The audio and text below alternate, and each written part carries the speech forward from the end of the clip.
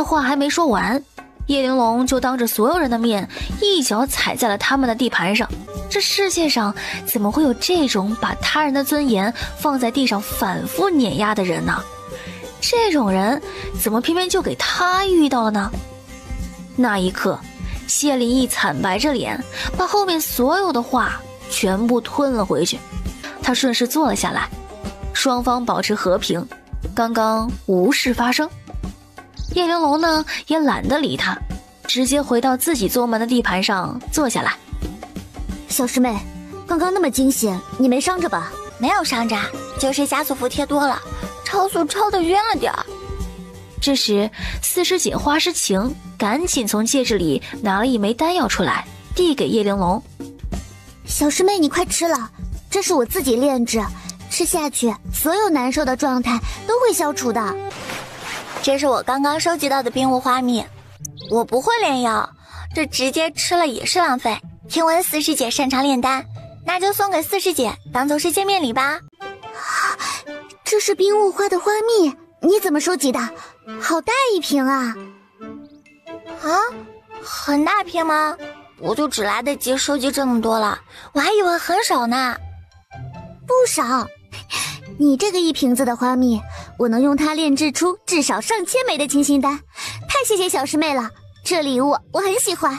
七星宗那边的弟子先倒吸了一口凉气，上千枚清心丹啊，一枚就不便宜，一下做出上千枚，比他们每人做1年普通任务换的钱还要多。三师姐啊，我天七师兄说你擅长炼器，这个是我在大金山外面的时候抓了许多金翅鸟，从他们身上炼出来的金，那送给你做见面礼。我之前就听东方兄说，外面有个很厉害的小姑娘抓了成百上千的金翅鸟炼金，原来是小师妹你啊！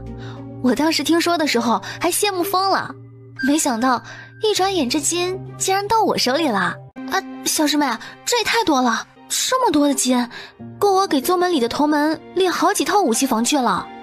那就炼出来以后哪个最好挑哪个，剩下的用不上的，那就拿去卖了。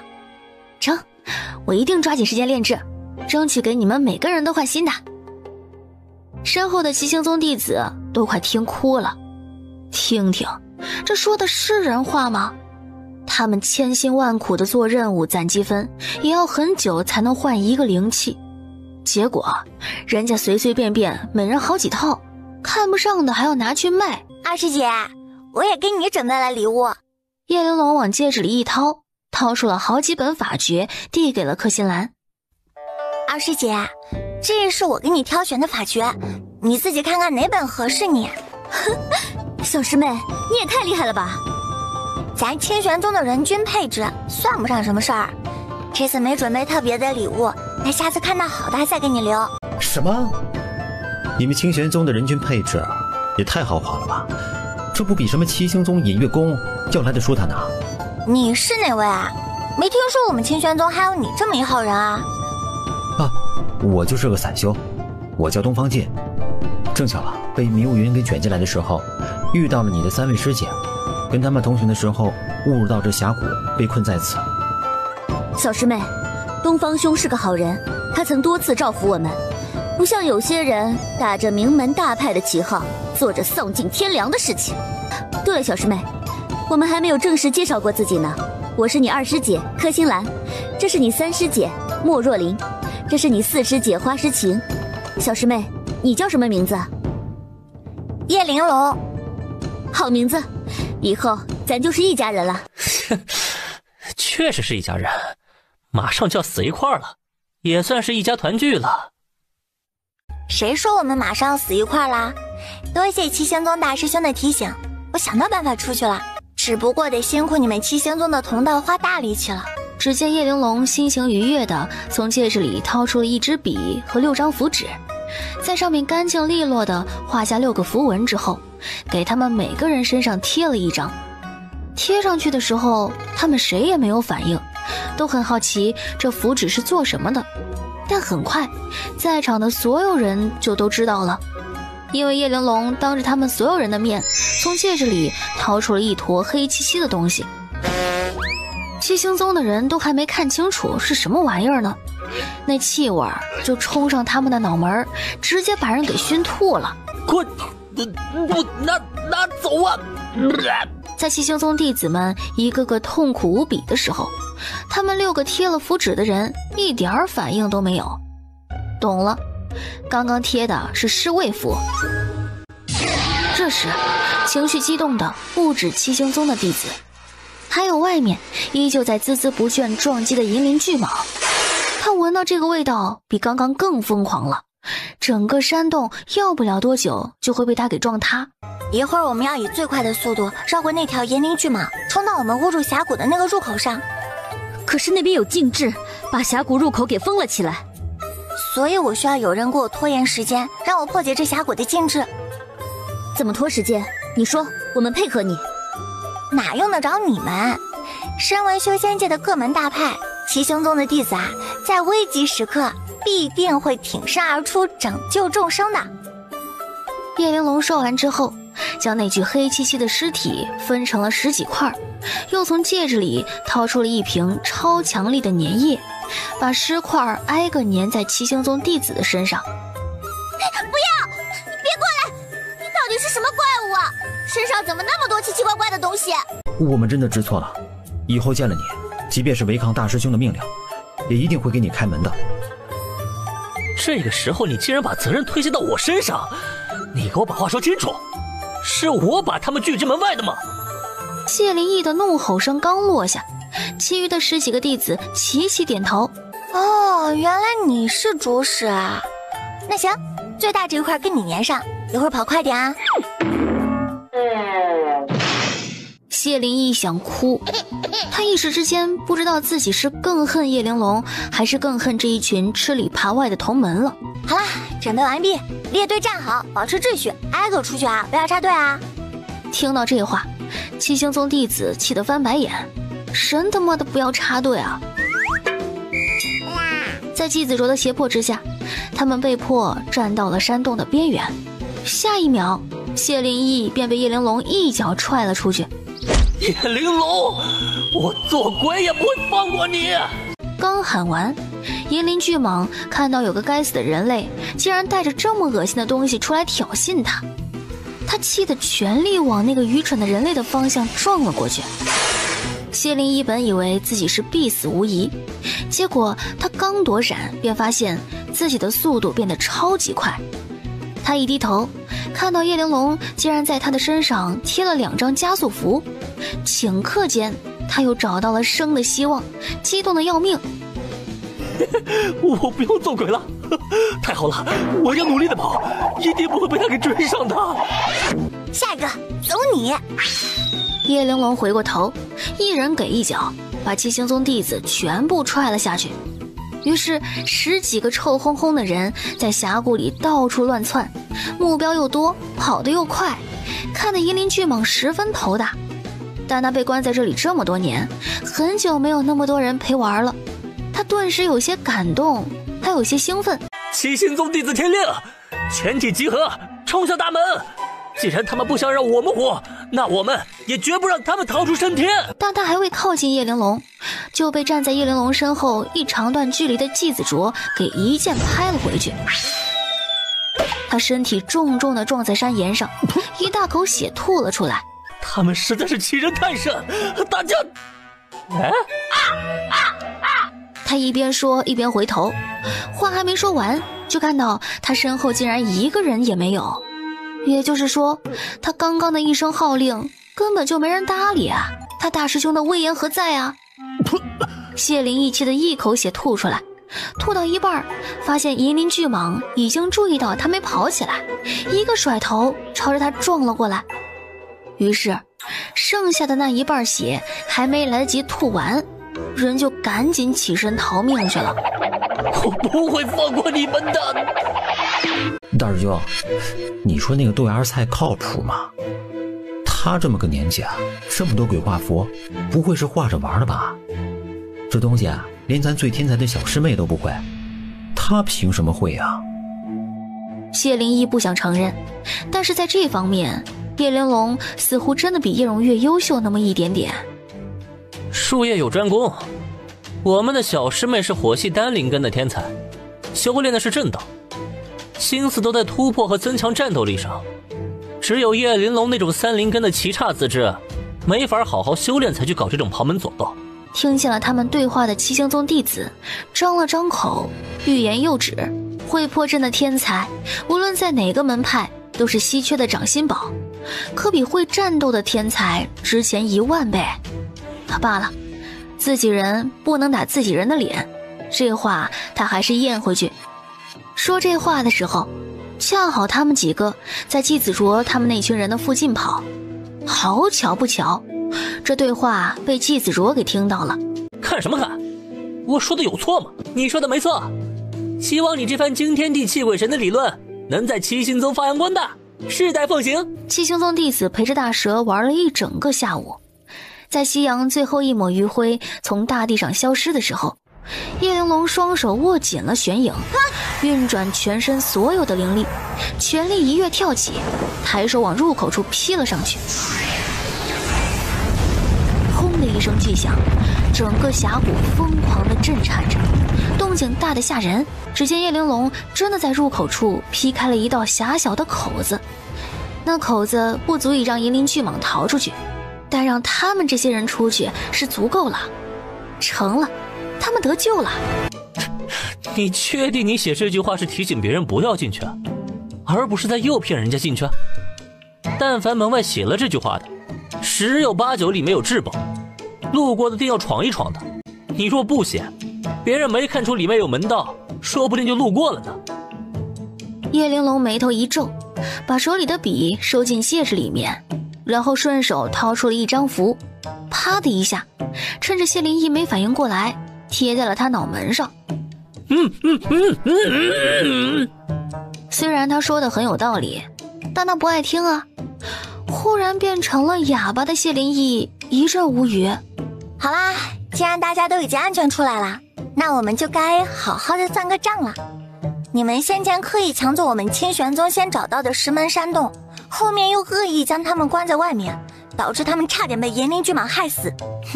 这笔账怎么算？谢灵一极力地争辩着。你说话的权利被剥夺了，现在换你师弟来说。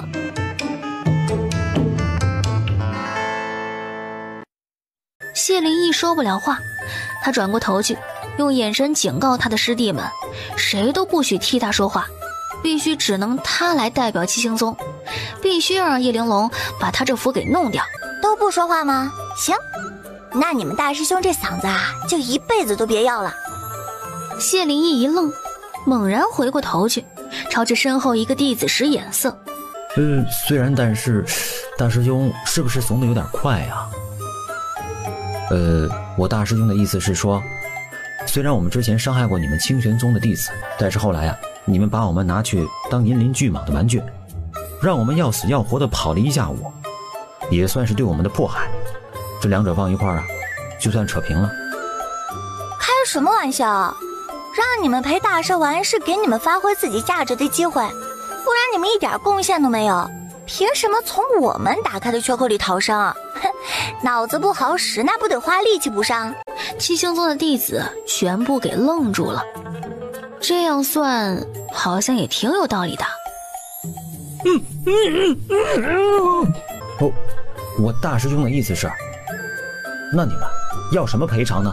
虽然清玄宗弟子的命很值钱，但你们七仙宗弟子太贫穷了，也没什么能够拿得出手的东西，我就收你们1000中品灵石的精神补偿费吧。谢灵一更激动了，他一边做着嘴型，一边伸手指向叶玲珑，怒斥他贪得无厌，骂他异想天开，他一个子儿都不会给的。我大师兄的意思是，能不能少点？已经把意思表达得很明显的谢灵一满脸黑线。你们觉得1000枚中品灵石很多吗？我刚刚随便给3位师姐的其中1位的礼物都不止这个钱。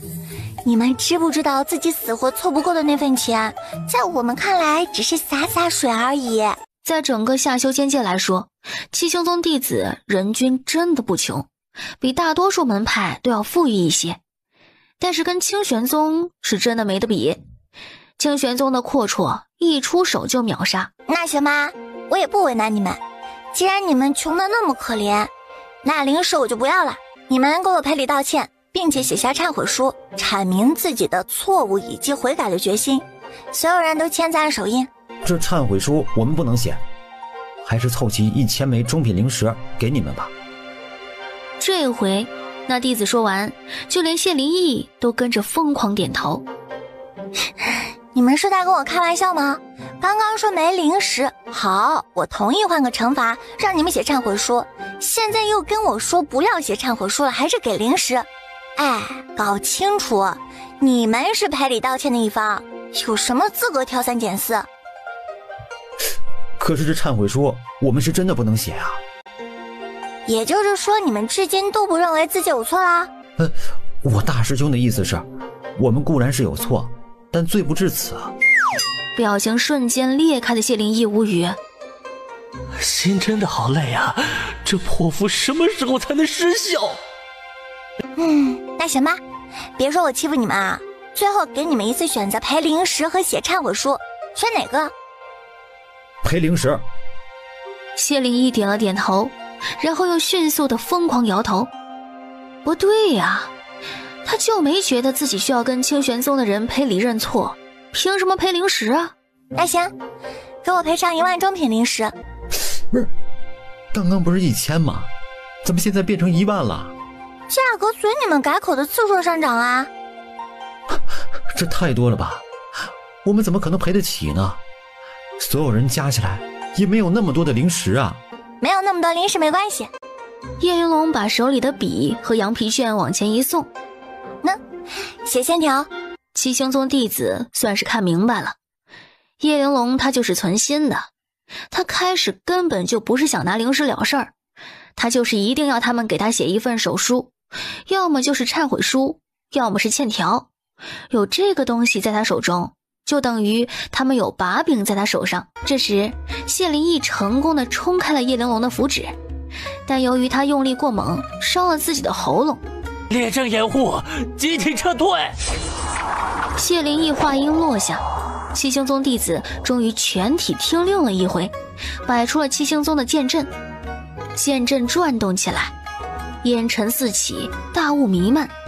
下一秒，嗖嗖嗖的几道声音传来。等叶玲珑他们看清楚的时候，七星宗弟子已经跑远了。竟然让他们逃了！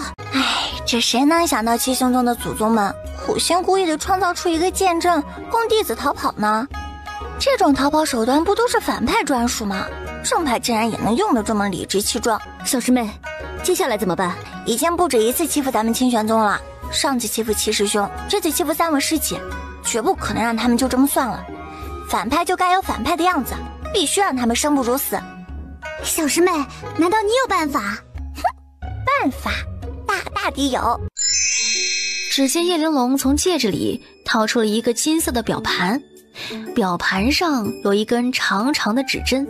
小师妹，这是什么东西？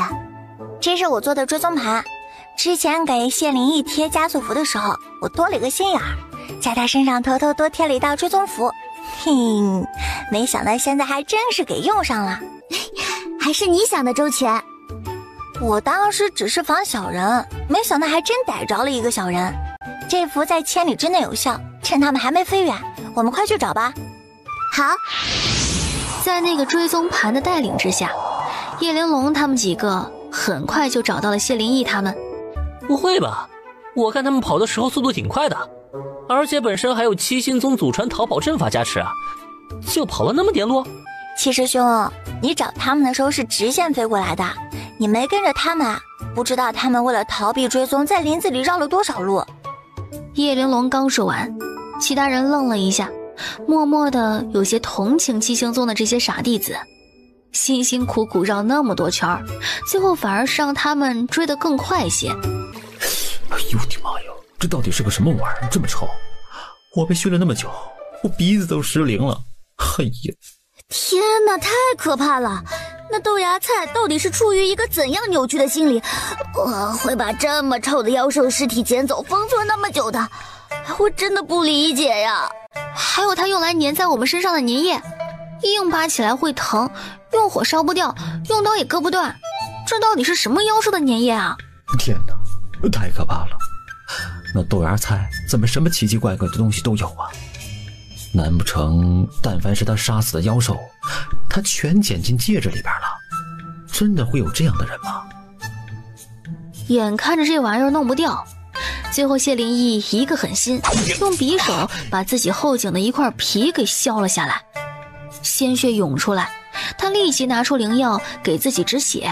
其他弟子见此纷纷效仿，毕竟他们修仙之人平时受的伤比这个厉害多了，掉块皮根本就不算什么事儿。大师兄，这女人实在是太歹毒了，我们今天被欺负的好惨呐！今天这个仇我记下了，今后我们再遇见他们，一定不能轻易让他们好过。我谢灵异发誓，此仇必报。对，此仇必报，绝不会让他们好过。这时，忽然一阵窸窸窣窣的声音从不远处传来，似乎是有人在扒开的声音。谢灵异朝着声音传来的方向看过去，只见茂密的灌木丛后面露出了一张超级无敌可爱的熟悉笑脸。我刚刚听说你要报仇，我这不是怕你等久了加快脚程赶过来的，你没等着急吧？眼看着叶玲珑扒开了灌木丛走了出来，谢灵异紧张地后退了好几步，并且出言警告他：你别过来啊！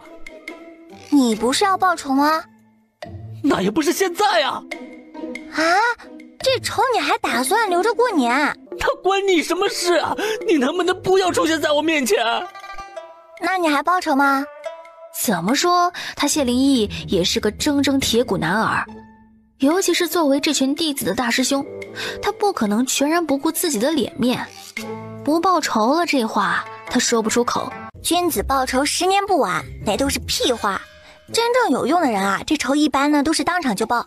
哎，你不会不报了吧？你刚刚可是发过誓的。哎，你跟谁发的誓啊？老天爷吗？誓有为誓言，天打雷劈的那种。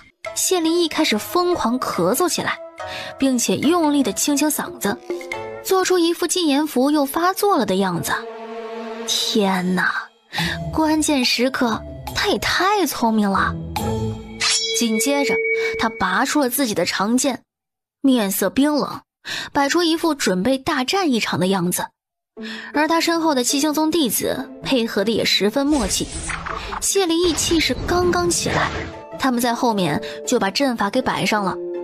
要不是叶玲珑不久前才见过这个阵法，他差点就信了这群人真的是要战了。不好，他们又想逃跑。谢灵异得意一笑，剑阵生效，他们烟尘四起，他们又再次消失在了叶玲珑几个人面前。怎么办？要去追吗？不追，现在天色已经暗下来了。咱们今天在炎灵巨蟒的峡谷里面死里逃生累了一天，也该休息休息了。先让谢灵异他们多跑几圈，咱们吃饱喝足休息够了，明天直接超直线去抓他们。看谢灵异跑之前那副得意劲儿就知道，他肯定是没想明白我们为什么能够追到他。以他这个智商，8成还以为呢是自己今天绕的圈不够多，没有甩掉我们呢。你说的对，让他们多绕几圈，绕够了我们再直线去追。他刚刚肯定被我们吓到了，今天晚上绕圈必定更加努力，不绕到天亮是不会罢休的。这时季子卓找了个草木茂盛的地方躺下来，双手垫在脑袋后头。按照谢灵异这架势，他会绕一晚上，绕个精疲力尽，然后在天亮的时候找个地方休息。等到那个时候我们吃饱睡足起身去找他们，他们一定会很惊喜的。我听说这个3级金刚兔的兔肉特别好吃，当时杀掉的时候我特意给捡了回来，咱们今晚尝尝吧。哇，我也听说过，它味道很好，我还没吃过呢。那还等什么？赶紧动手啊！四师妹，架火烤肉。好嘞。一切准备完毕，兔子便放火上烤了起来。随着兔子越来越熟，香味儿也滋滋地飘了出来。这就是传说中的超级好吃的金刚兔肉吗？啊，这是什么修仙界的美味？不仅肉香四溢，里面还渗着灵气呢，早知道就多杀几只了。其他人的感受跟叶玲珑差不多，甚至比他还要激动，因为他们真的很久没有吃东西了。没想到金刚兔能这么好吃啊，好吃到他们今天死里逃生，所有的疲惫和气恼全都忘却了。吃完之后，其他人还有些意犹未尽，转眼看向叶玲珑。叶玲珑一脸无奈的道：我只杀了这一只，不知道其他妖兽好不好吃。他说完之后，从戒指里掏出了许许多多用符纸封存的妖兽尸体，看得他们眼睛都直了。他怎么会有那么多妖兽尸体啊？难不成他真的是一路捡过来的啊？你怎么连5级妖兽的尸体都有啊？哈，这个鹿角，那个鱼眼珠，还有这些羽毛，这些都是宝贝啊！小师妹啊，我们帮你一起处理这些妖兽尸体吧，不然都这样堆积着太占位置了，而且也不方便使用啊。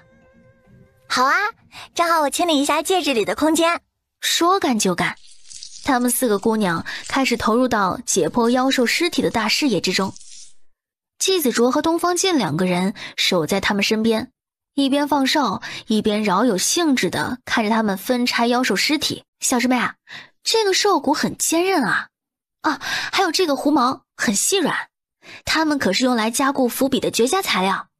我帮你把你那支画符的笔加固一下吧，我看你用的多，损耗也挺大的。好，谢谢三师姐。嗨，客气什么呀？你还想要什么灵气，尽管跟我说，只要有材料，我一定都给你造出来。真的吗？那太好啦！当然是真的。我们这一路历练，全靠3师妹和4师妹出售灵气和丹药证灵石，这2位已经是炼丹界和炼器界大有名气的人物了。他们出售的灵气和灵丹不仅贵，而且是上价必秒的。这么厉害？别听二师姐胡说，没有那么厉害。不厉害？你到处打听打听，有多少人没听说过你漫花雨的名号？叶玲珑一愣，漫花雨的名号他还真的听过。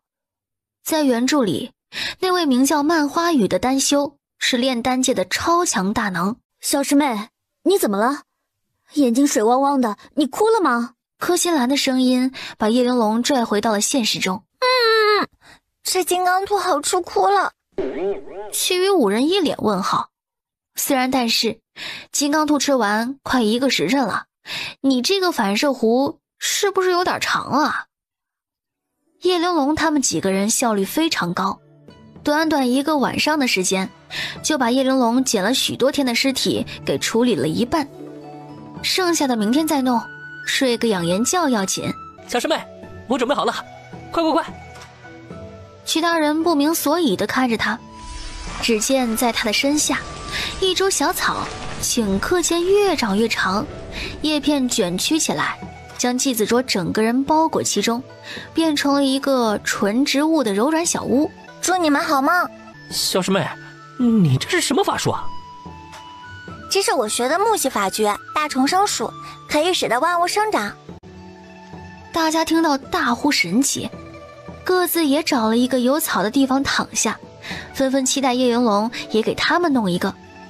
于是叶玲珑很大方地成全了他们，给他们所有人都弄了一个简易草屋。晚安，小师妹。晚安，我的师兄师姐们。我一定会尽我所能的保护你们。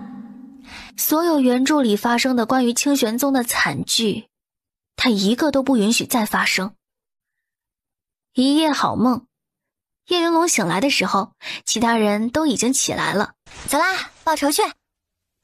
另一边，一夜未睡的七星宗弟子全部累得瘫倒在地上。大师兄，我们实在是跑不动了。是啊，跑了1晚上他们也没追来，咱绕了那么多圈，走了那么多歪路，他们不可能再追上来了。让我们歇会儿吧，即便是练功突破，我都没有那么不眠不休过，太可怕了。哎呀！其实不用等师弟师妹们开口，谢灵异他自己也撑不住了。原本就被季子卓打伤的他，从昨天白天到昨天晚上，硬生生跑了1天1夜，伤势加重，身体耗空，再跑下去他命都要没了。原地休息吧，他们应该不可能再追上来了。听到谢灵异的话，七星宗的弟子们一秒不停地坐了下来。但是也不能太松懈，摆好防御阵型再休息。是大师兄。大师兄，摆好阵型之后，大家就放心的以打坐的姿势闭目养神去了。叶玲珑他们到的时候，看到的就是这一幕。七星宗的弟子就连休息都是摆好阵势的。大宗门就是讲究啊，出门有各种各样的方法避免潜在的危机啊。然而七星宗的弟子没有一个察觉到有人靠近。叶玲珑不由大为惊叹，都煞费苦心的摆成这样了，结果却一点用都没有。阵是好阵，但人是死猪。要是七星宗的老祖宗知道他苦心孤诣的给后辈发明了那么多乱七八糟的阵法，结果他们就用成这样，他肯定要气得棺材板直接炸开。这时叶玲珑一跃跳到他们所有人后背围成的那个圈里面，然后对着其他人挥手，来，到我这个位置来。所有人都在圈里站定之后，叶玲珑扯着嗓子换了个声音大喊道：不好啦，出大事啦！啊，发生什么大事了？叶玲珑他们找到我们了。什么？他在哪里？没看见呢。叶玲珑换回了自己的声音，轻笑一声：我在你们身后啊。都到我身后来，你们如此苦苦相逼，简直欺人太甚了。你们当时抢了我们求生的山洞，不也是欺人太甚吗？可你们不是没死吗？用得着这么计较？听到这话，清玄宗的弟子都气愤不已，差点害死这些人。一句不必那么计较就了事儿了，凭什么不计较？这些人算哪根葱？你们现在不也没死吗？这么生气做什么？可你们再这样下去，我们说不定真的会死人的。那就死啊！我会在乎你们的性命吗？你……谢灵异气疯了，1天1夜的不眠不休和长时间的高度压力，让他变得暴躁又冲动。士可杀不可辱，是时候结束这场荒谬的追逐了。我处处忍让，可不是真的怕了你们。谢灵异喊完之后，手握长剑朝着叶玲珑砍了上去。虽然他现在已经不太理智了，但谁是对面最软的柿子，他还是分得清的。拿下叶玲珑，就不怕其他人再敢为难他们。季子卓见此，正准备挡在叶玲珑面前替他收拾谢灵异，结果他还未来得及上去，叶玲珑就先动了。面对金丹期谢灵异的疯狂一击，叶玲珑不惧不退，手持玄影迎了上去。是，他年纪最小，修为最低，阅历最少，但他绝不是师兄师姐的软肋。他是很聪明，可不仅仅只有聪明，他的实力也超级强。叶玲珑不退不跑不躲闪，反而正面迎战的举动让谢灵异惊了一下。他没想到不过是筑基期修为的叶玲珑竟然这么自信。自信是好事，可过度自信那便只会让自己死相凄惨。眼前的叶玲珑很快就会为他的愚蠢付出代价。不要以为算计了自己几次就可以骑到自己头上来了。要不是他的师兄一直保护他，他早就不知死了几百回了。谢灵异唇角勾起，露出了一个万分得意的狰狞笑容。然而当他的长剑碰上叶玲珑的长剑时，一股强大的力量从剑身上传到他的手中，震得他虎口发麻，紧接着全身都跟着一麻。铮的一声清脆声响，叶玲珑再一次斩断了谢灵异手中的剑。谢灵异看到手中的断剑，自眼欲裂，心中的恨意疯狂的汹涌，失控的情绪不断放大。他丢掉了手中的断剑，运转全身的灵力与掌心，准备倾尽全力一掌打死叶玲珑。叶玲珑这一次依旧没有后退，她娇小的身躯坚定地站在那里，仿佛在告诉所有人，她从来都不弱。她将手中的玄影抬手一送，玄影飞到她上方的半空之中旋转着。她掌心捏出一个剑诀，顷刻间，玄影从1把变成了5把，剑尖全部指向谢灵义，气场强大，气势如虹，犹如奔腾的海浪不断蓄势，犹如奔腾海浪一般的剑气在顷刻间全部倾泻而出，打在了谢灵义的身上，鲜红的血花飞溅到半空中。谢灵义连站都站不住了，整个人狠狠地摔到地上，血流如注。大师兄！他身后的七星宗弟子吓得脸都白了。这豆芽菜看起来那么弱，结果竟然越阶打败了他们大师兄，这可怎么办？他们慌慌张张地冲上去扶起谢灵义，人刚扶起，他又一大口血吐了出来。怎么会这样？一定是他之前受了伤，又跑了1天1夜，精神高度紧绷，内心情绪崩溃，才影响了自己实力的发挥。对，一定是这样的。叶玲珑这人非常的狡猾，他故意选的这个时候打败他，就是想要踩在他的尊严上证明自己。可笑，太可笑了！这虚假的证明谁会承认？他还是那个差点连修仙界都进不来的废物。这时，谢灵义又一大口血吐了出来。大师兄，快把保命符拿出来用吧。我不用，不就是一个筑基期吗？不就是修仙界最差的清玄宗吗？我是七星宗的大师兄，我绝不会向他们低头的。他不过就是仗着我受伤，有本事……谢灵义话都还没说完，他的那张保命符就被他的同门撕掉，他瞬间消失在了当前。小师妹，你刚刚的剑诀也太厉害了吧，好帅啊！你竟然越阶打败了金丹期的谢灵义，那可是七星宗赵阳华长老的大弟子呀！天哪，要不是今天看到了他发威，我还以为他只是个腐修呢，就和我们一样，在其他方面有极高的天赋，可战斗力弱的可以忽略不计。这世上竟然还有这样精彩绝艳的天才，他有预感，叶玲珑未来必定大有所成，甚至可以翻手为云，覆手为雨。小师妹，你又进步了。七师兄，我的修为还是太低了，如果刚刚我到了筑基中期，谢灵义就跑不掉了吧？小师妹，我一直以为你只有对待师兄的时候才会要求这么苛刻。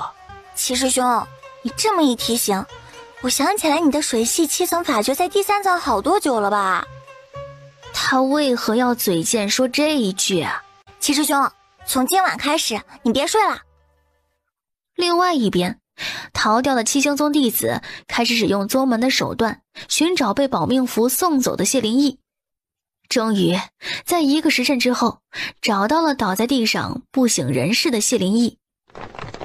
大师兄，不对啊，保命符除了可以送人离开之外，还可以在短时间之内迅速给人一次治疗的，帮助人恢复身体啊。大师兄用之前都没昏，怎么用完就昏了呢？这时，几个弟子低下身子去查探谢灵义的情况，他竟然睡着了。他竟然睡得着，还睡得那么死。诶，我好像看到荣月师妹了。谢灵义嗖的一下睁开眼睛，坐直了起来。荣月她在哪儿？其他弟子神色复杂的看着他，沉默了好几秒。终于有个好心的弟子给他指了个方向，只见在林子的那头，一身紫衣的叶荣月手执长剑，正在跟一只3级的火焰鸟战斗。火焰鸟的火焰温度灼热，战斗力极强，他将周围烧成了一片火海。而叶荣月临危不惧，身为火系丹灵根天才的他，带着他的火灵势如破竹，将3级火焰鸟打得节节败退。好，打得好！看到在附近的其他宗门弟子都羡慕又惊叹地看着叶荣月，他们可太骄傲了。他们巴不得现在就冲出去说，看见没，这就是我们七星宗的天才小师妹。看到了吗？我们家荣月也太争气了。是啊是啊，叶玲珑跟他完全就没法比，不就是趁人之危打败了一个重伤又疲惫的我吗？卑鄙无耻，真不要脸。对啊，要不是叶玲珑那群人跑得快，我必定要将他拎过来看看，真正的强者是这样的，他算个什么玩意儿？没错没错。谢灵翼忽然眉头一皱，他感觉不太对，于是他猛地一回头，只见他们这一群七星宗弟子的最后面，不知何时出现了6个人。这6个人将他们围在中间，跟着他们一起探头探脑的往前面叶荣月的方向看过去，并在很认真积极的在回答他刚刚说出来的话。啊！谢灵翼这一喊，所有的七星宗弟子全部转回头去，然后也不由自主地大喊了起来。叶玲珑他又来了。荣月，大师兄，发生什么事情了？他们又来了。他们是谁？叶荣月朝着同门来的方向看去，只见在那片茂密的灌木丛里走出来几个人，但很快便是欣喜。他自从知道叶玲珑身上有凤凰神火诀之后，就心心念念这件事儿。既然他自己来了，那他也不必特意去寻他了。玲珑，你怎么会在这里？承蒙你们七星宗的师兄们一直照料着，我们才能安全的走到这里，不然这一路上危险重重，我们也不知道该怎么办。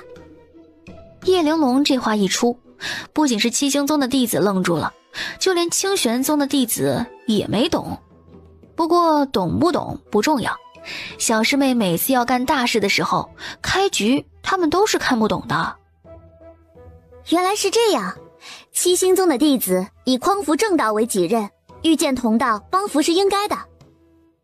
这对话一下子把谢灵翼他们给整不会了。他们原本打算把叶玲珑他们这些人的恶行添油加醋的控诉一遍的，结果叶玲珑竟然说他们照料了他一路。你们也不必太感谢我们，毕竟在秘境危险重重，帮助你们也是应该的。接下来的路呢会更难走，不如你们跟我们一起走吧，相互有个照应。好啊，姐姐，你不会介意带着我们一起吧？当然不介意，你是我妹妹，照顾你是应该的。啊，姐姐，你刚刚是不是要摘那个赤焰果？啊，是啊。叶荣月一怔，他原本想低调点过去摘的，结果被叶玲珑这么提出来，他只能在众目睽睽之下走过去摘赤焰果了。那些人看到他摘赤焰果的时候，盯得眼睛都红了。这果子味道极好，灵气浓郁，可以帮助人在关键时刻突破瓶颈，是顶好的东西啊。叶玲珑，你看见没？我们荣月打败了3级火焰鸟，夺下了人人争抢的赤焰果。看见啦，那可是赤焰果啊，这也太让人羡慕了。你们是他的同门，他得了那么好一个东西，不会不给你们分吧？原本拿到赤焰果心情愉悦的叶荣月这一下子懵了，这可是他拼命夺得的赤焰果，怎么可能会拿出来平分啊？之前也没有这个先例啊。原本为叶荣月而骄傲不已的七星宗弟子也紧张起来。荣月师妹，她不会真的一点好处不分给他们吧？之前叶玲珑给她师姐分好东西的时候，可没心疼过的。为什么我不是七星宗的弟子？这样我也就能分了一些了。我太羡慕你们了。你确实不是七星宗弟子，可你是他妹妹啊。你爹娘养了他那么多年，他怎么可能只分给七星宗弟子，不分给你呢？放心吧，你也有份。你说的对，姐姐不会这么对我的。叶荣月看着叶玲珑，心里又气又恼。她一出现准没好事儿，这不是把她架在火刑架上烤吗？赤焰果这么宝贝的东西，怎么可能会拿出来分人啊？可她在那里拼命地说那么多，要是拒绝了，岂不是显得自己很小气？这时她只能期待她的同门懂点事儿，主动提出放弃，七星宗本来就没有弟子夺了宝要跟同门分享的规矩啊。这时他转眼往七星宗同门那边看过去，只见这群人不但没有觉得分享宝物是件不可思议的事情，反而期待地看着他。于是他往谢灵义那边看，大师兄平时对他百般呵护，绝不可能会肖想他的宝贝。谁知他对上谢灵义的眼神时，看到的竟然也是期待。他们是怎么了？短短几天不见，全都疯魔了吗？以前不是这样的。这时叶荣月陷入了极端的为难之中，他心里窝着一团火，他巴不得跟这些人都翻脸。这赤焰果是他找到的，是他千辛万苦得到的，一切都跟他们没有关系，他们凭什么想要分啊？太把自己当回事儿了吧。这赤焰果是荣月所得，为什么要跟你们一起分呢？他在辛苦战斗的时候，你们却也什么都没做，你们没有资格跟他分享赤焰果。就在叶荣月万般为难的时候，司玉晨站了出来。叶荣月回过头，一脸感激地看着他，心里眼里爱意更浓了。叶玲珑其实早就看到司玉晨了，身为男主，在哪儿都是存在感极强。果然没错，司玉晨性格高冷，实力强大，又对叶荣月死心塌地。这大金山的秘境就是他们定情的地方。你是谁啊？我们七星宗的事情你有什么资格管？这就是舔狗对真宫的天然排斥吗？来了来了，一场舔狗和男主之间的相爱相杀的年度大戏，它终于来了。大师兄，你不要这么说话，他是我的朋友，这一路上一直是他在照顾我啊。原来姐姐一直有人在照顾啊，那谢师兄岂不是白担心了一路？他还担心你迟迟找不到同门，路上会不会吃苦呢？是啊，我担心了你一路，就怕你吃苦受罪。现在看到你好好的，我总算是放心了。我就说了，谢师兄不必太担心的，七星宗其他的弟子都会合了，唯独姐姐没有会合，或许这就是上天给他安排的机缘。谢灵义一怔，七星宗弟子是有专门的手段寻找失踪同门的，所以他被保命符送走之后，七星宗的其他弟子很快就把他给找到了。但为什么荣月没有跟他们集合呢？一定是有人胁迫了他。你对我师妹做了什么？她为什么迟迟无法跟我们会合？你别狡辩，七星宗门派是有特殊手段寻找同门的。听到这话，叶荣月脸色一白，他其实是故意不跟他们会合的。钱晨静告诉了他赤焰果的位置，他要来的地方危险重重，他不想带着同门涉险，而且独自一人好办事，所以他才无视了那些信号，独自前行。遇上司玉晨完全是意外。他今天到底是怎么了？平时对我百般维护，可今天叶玲珑一煽风点火，他立马配合的跟上。他是中了叶玲珑的毒吗？他该不会是变心了吧？大师兄，这和玉晨没有关系，是我被迷雾云卷进来的时候，联络玉珏丢失了，所以才没有办法和你们会合的。荣月，你为什么开口闭口就为他说话呢？就连这样的谎言都为他撒。玉珏丢失长时间离开七星宗弟子身上是会自毁的，但是我们这边没有看到你的玉珏自毁的消息。他刚刚着急想圆谎，没想到这么快就被大师兄找到破绽了。平时也没见他这么聪明呀。叶玲珑也是一怔，谢灵义战斗力这么强，他是没想到的。而且在他脑子这么糊的情况下，能清醒地发现叶荣月话语里的破绽，着实是厉害了。你说，你跟着我师妹到底居心何在？你若不说，我们便对你不客气了。在下是昆吾城司玉晨，不知这位七星宗弟子如何对我不客气呢？这话一出，全场一片抽泣声此起彼伏。昆吾城司玉晨，那可是昆吾城的首席大弟子啊，整个修仙界天赋最高，实力超强，最有希望飞升的人啊。昆吾城首席大弟子又如何？伤我骗我师妹者，我即便是拼掉这条命，也绝不会让他好过。他的话语铿锵有力，他的气势十分强盛，一句话就把气氛带到了最高最燃处，让人忍不住想要给他竖起大拇指。为爱能豁出性命做到这样的地步，光是这样的勇气和决心就足够令人赞叹。身为女主角的叶荣月也十分触动，她愣愣地看着谢灵翼，一直都知道她喜欢自己，却没想到她能爱到这个地步。即便她不爱他，但她确实是被他感动到了。司玉晨被人指着鼻子这么骂是绝不可能容忍的。谢灵翼一而再再而三的污蔑挑衅，他的忍耐力已经到了极点。他掌心一抬，灵力在掌心之中不断的凝聚起来，散发出极大的威压。就在叶玲珑也紧张的看着正宫和舔狗的这一场搏命战斗的时候，谢灵翼上前一步，拔出长剑，运转灵力，眼看着大战一触即发。谢灵翼一口鲜血喷了出来。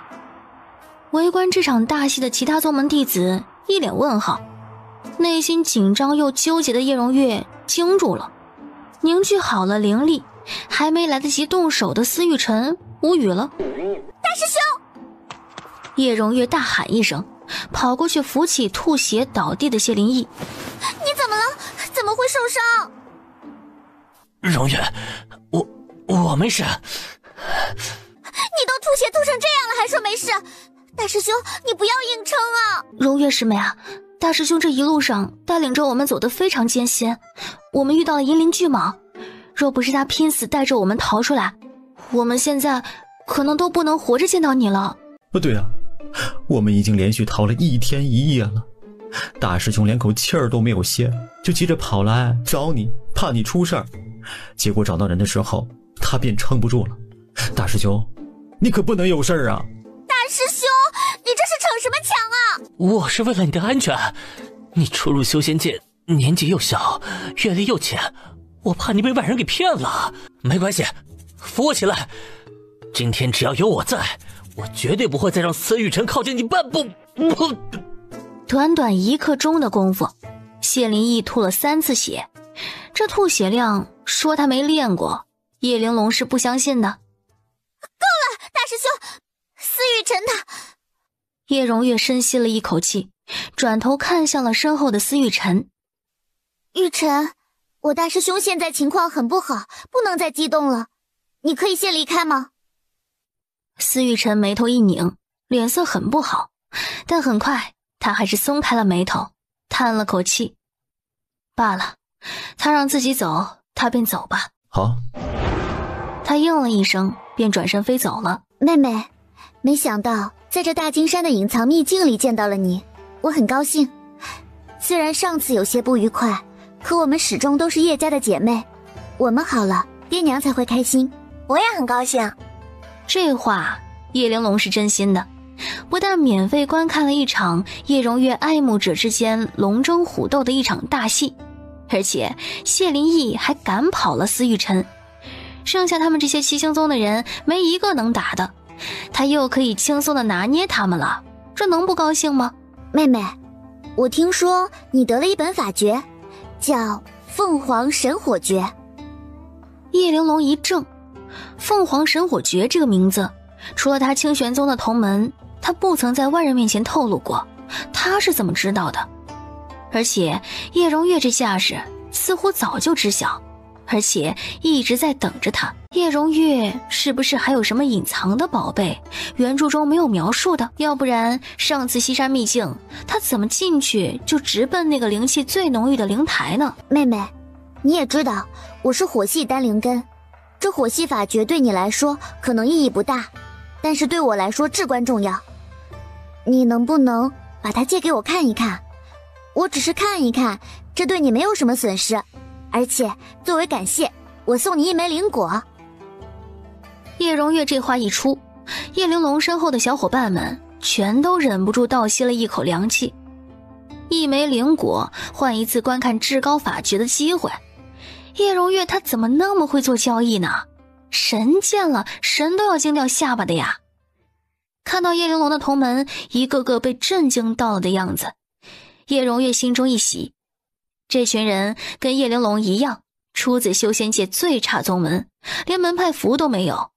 一出门跟一群散修似的，拼了命的寻求机缘。妹妹，你我姐妹一场，情分摆在那里那么多年。这样吧，1枚太少，我给你10枚，10枚交换我看你的凤凰神火诀一次。你血赚，我也心甘情愿，如何？姐姐，我不换。为什么？你还嫌少？叶玲珑不会小小年纪就这么贪得无厌了吧？不是嫌少，我只是吃不惯灵果。吃不惯？叶荣月一愣，灵果吃下去，人会有灵气浓郁的舒适感，怎么会有人吃不惯呢？你没吃过灵果吗？我记得收徒大会那天，爹娘给了你10个啊。吃过，但我不爱吃。叶荣月被震惊到了，是因为穷舍不得吃，所以才开口说不爱吃吗？姐姐，那种普通的灵果啊不好吃，我喜欢吃这种。叶玲珑说完之后，从戒指里掏出了1枚赤焰果，火红的果身让人一眼便认了出来。在场的人看到这一幕，全都瞪大了双眼，激动的人都呆住了。七星宗其他弟子知道叶玲珑他们人均富得流油，但他们万万没想到，他竟然随手一掏就能掏出1枚赤焰果呀！你怎么也会有一个赤焰果？路上摘的。简单一句话，气死一片人。你能不能不要说的那么随便呀？赤焰果是路边的野花野草，随手就能摘的吗？叶玲珑说完之后，拿出了一把小匕首，刷刷刷的当着所有人的面把他手里的赤焰果给切开了。这么宝贝的赤焰果，他竟然随手就切开了，不等突破的时候再拿出来用吗？他是疯了吗？而这时，七星宗的弟子内心激动的要发狂了。豆芽菜切开了赤焰果，他要分了，他肯定又要分给他的同门了。啊！快来个人戳瞎他们的眼睛呀！他们不想再看到叶玲珑给同门分东西了。走了那么久，大家都累了啊！来，吃个赤焰果解解渴。这时，叶荣月感觉到身后有动静，他一回头就看到他身后的七星宗同门此时正大眼汪汪地看着他。救命啊！叶玲珑他疯了，可自己没疯啊，怎么可能拿赤焰果出来平分？叶荣月被吓得后退了一步，紧张地抓着自己的戒指，他快要哭了，怎么会有这种事情发生？叶玲珑他到底是什么品种的怪物？你们不可以逼迫荣月，他好不容易得个赤焰果，你们谁都不准觊觎。叶玲珑又不是第一次分东西了，你们这么大惊小怪干嘛？看了那么久还没有看习惯吗？啊，谢师兄，你的伤是好啦？被他关注到，谢灵异顿时有一种不太好的预感。叶玲珑他好可怕呀！还没。看你面色红润，眼神有光，看样子已经好的差不多了。那我们接下来把没谈完的正事谈一谈吧。谢灵异呼吸一滞，只想再次装死。只见叶玲珑从戒指里掏出了一张羊皮卷，还有一支笔。不同的是，这回羊皮卷上已经写好了欠条，就差下面的落款签字了。我知道你身体不好，我也就不要求你自己写了，我已经帮你写好了，那你按个手印就行。等下，你这欠条上怎么还有表格呢？你们不是穷吗？一次肯定还不完，要分多还的话，我怕自己记不住，就画了个表格记录下来。还能这样呢？他脑子里到底装的什么东西啊？怎么迫害人的手段层出不穷的？来吧，按上你的手印，我们今天就可以分道扬镳了。谢灵异赶紧把他的手往后一收，浑身上下写着拒绝2个大字儿。谢灵异，我年纪小没什么耐心，心肠坏不是好人，如果你要是再不配合我，我就动手打你了。谢灵异的心狂跳了起来，砰砰砰的，马上要跳出嗓子眼儿了。你们在说什么？什么欠条？玲珑，你在逼迫我大师兄做什么？这时，清玄宗所有的人，包括凑数的东方晋，也走上前来，拦在他的前面。甚至拔出了自己手中的剑。他们所有人用武力威胁阻拦他，是什么意思啊？叶玲珑是他妹妹，他靠近妹妹怎么了？这些人需要这么在意，这么紧张吗？你们这是什么意思？我小师妹在做她的事情，闲杂人等不准打扰。你说我是闲杂人等？玲珑是我妹妹，她胁迫的人是我大师兄，你说我是闲杂人等？小师妹没让你过去的时候，你就是闲杂人等。她让你过去，我自然会放行了。玲珑，你的师兄你不管管吗？你就让他这么对我？姐姐，你的师兄你不管管吗？快劝他把欠条给签了，不然我真的会打他。到时候呀，就不是吐血那么简单了，肋骨至少要断几根，腿也要废一条，眼睛最好也少一个，手嘛毁一只就行了。叶荣月瞪大了双眼，他万万没想到这么残忍的话竟然会从叶玲珑的口中说出来，而且还是带着笑说的。玲珑，让我大师兄签的什么欠条？你总得让我知道，我才好劝他吧。简单来说呢，就是你们七星宗的弟子差点害死了我清玄宗的同门，我善良大度没直接向他们索命，只要了1万中品灵石的补偿费而已。他们给不出来我也不强求，写个欠条未来我慢慢收。1万枚中品灵石？叶荣月瞪大了双眼，这么多的灵石，即便是他也远远不够啊！叶玲珑未免也太狮子大开口了，这已经不是索要赔偿了，而是在敲诈。玲珑，你这未免也要太多了，人心不足蛇吞象，你别摊到最后什么都没有。听姐姐一句劝，100枚中品灵石，这事儿就算了吧，反正你们也没有死啊。姐姐，我们出门给叫花子打赏都不止100枚中品灵石，清玄宗弟子有钱且命贵，我这可都是看在你的面子上，才没让你们七星宗的弟子直接偿命的，你说是吗？谢师兄。叶玲珑话音刚落，谢灵义背靠的那棵大树忽然噌的一下长出了一根又细又长的树枝，树枝划破了谢灵义的脖子，鲜血一滴一滴的往下落。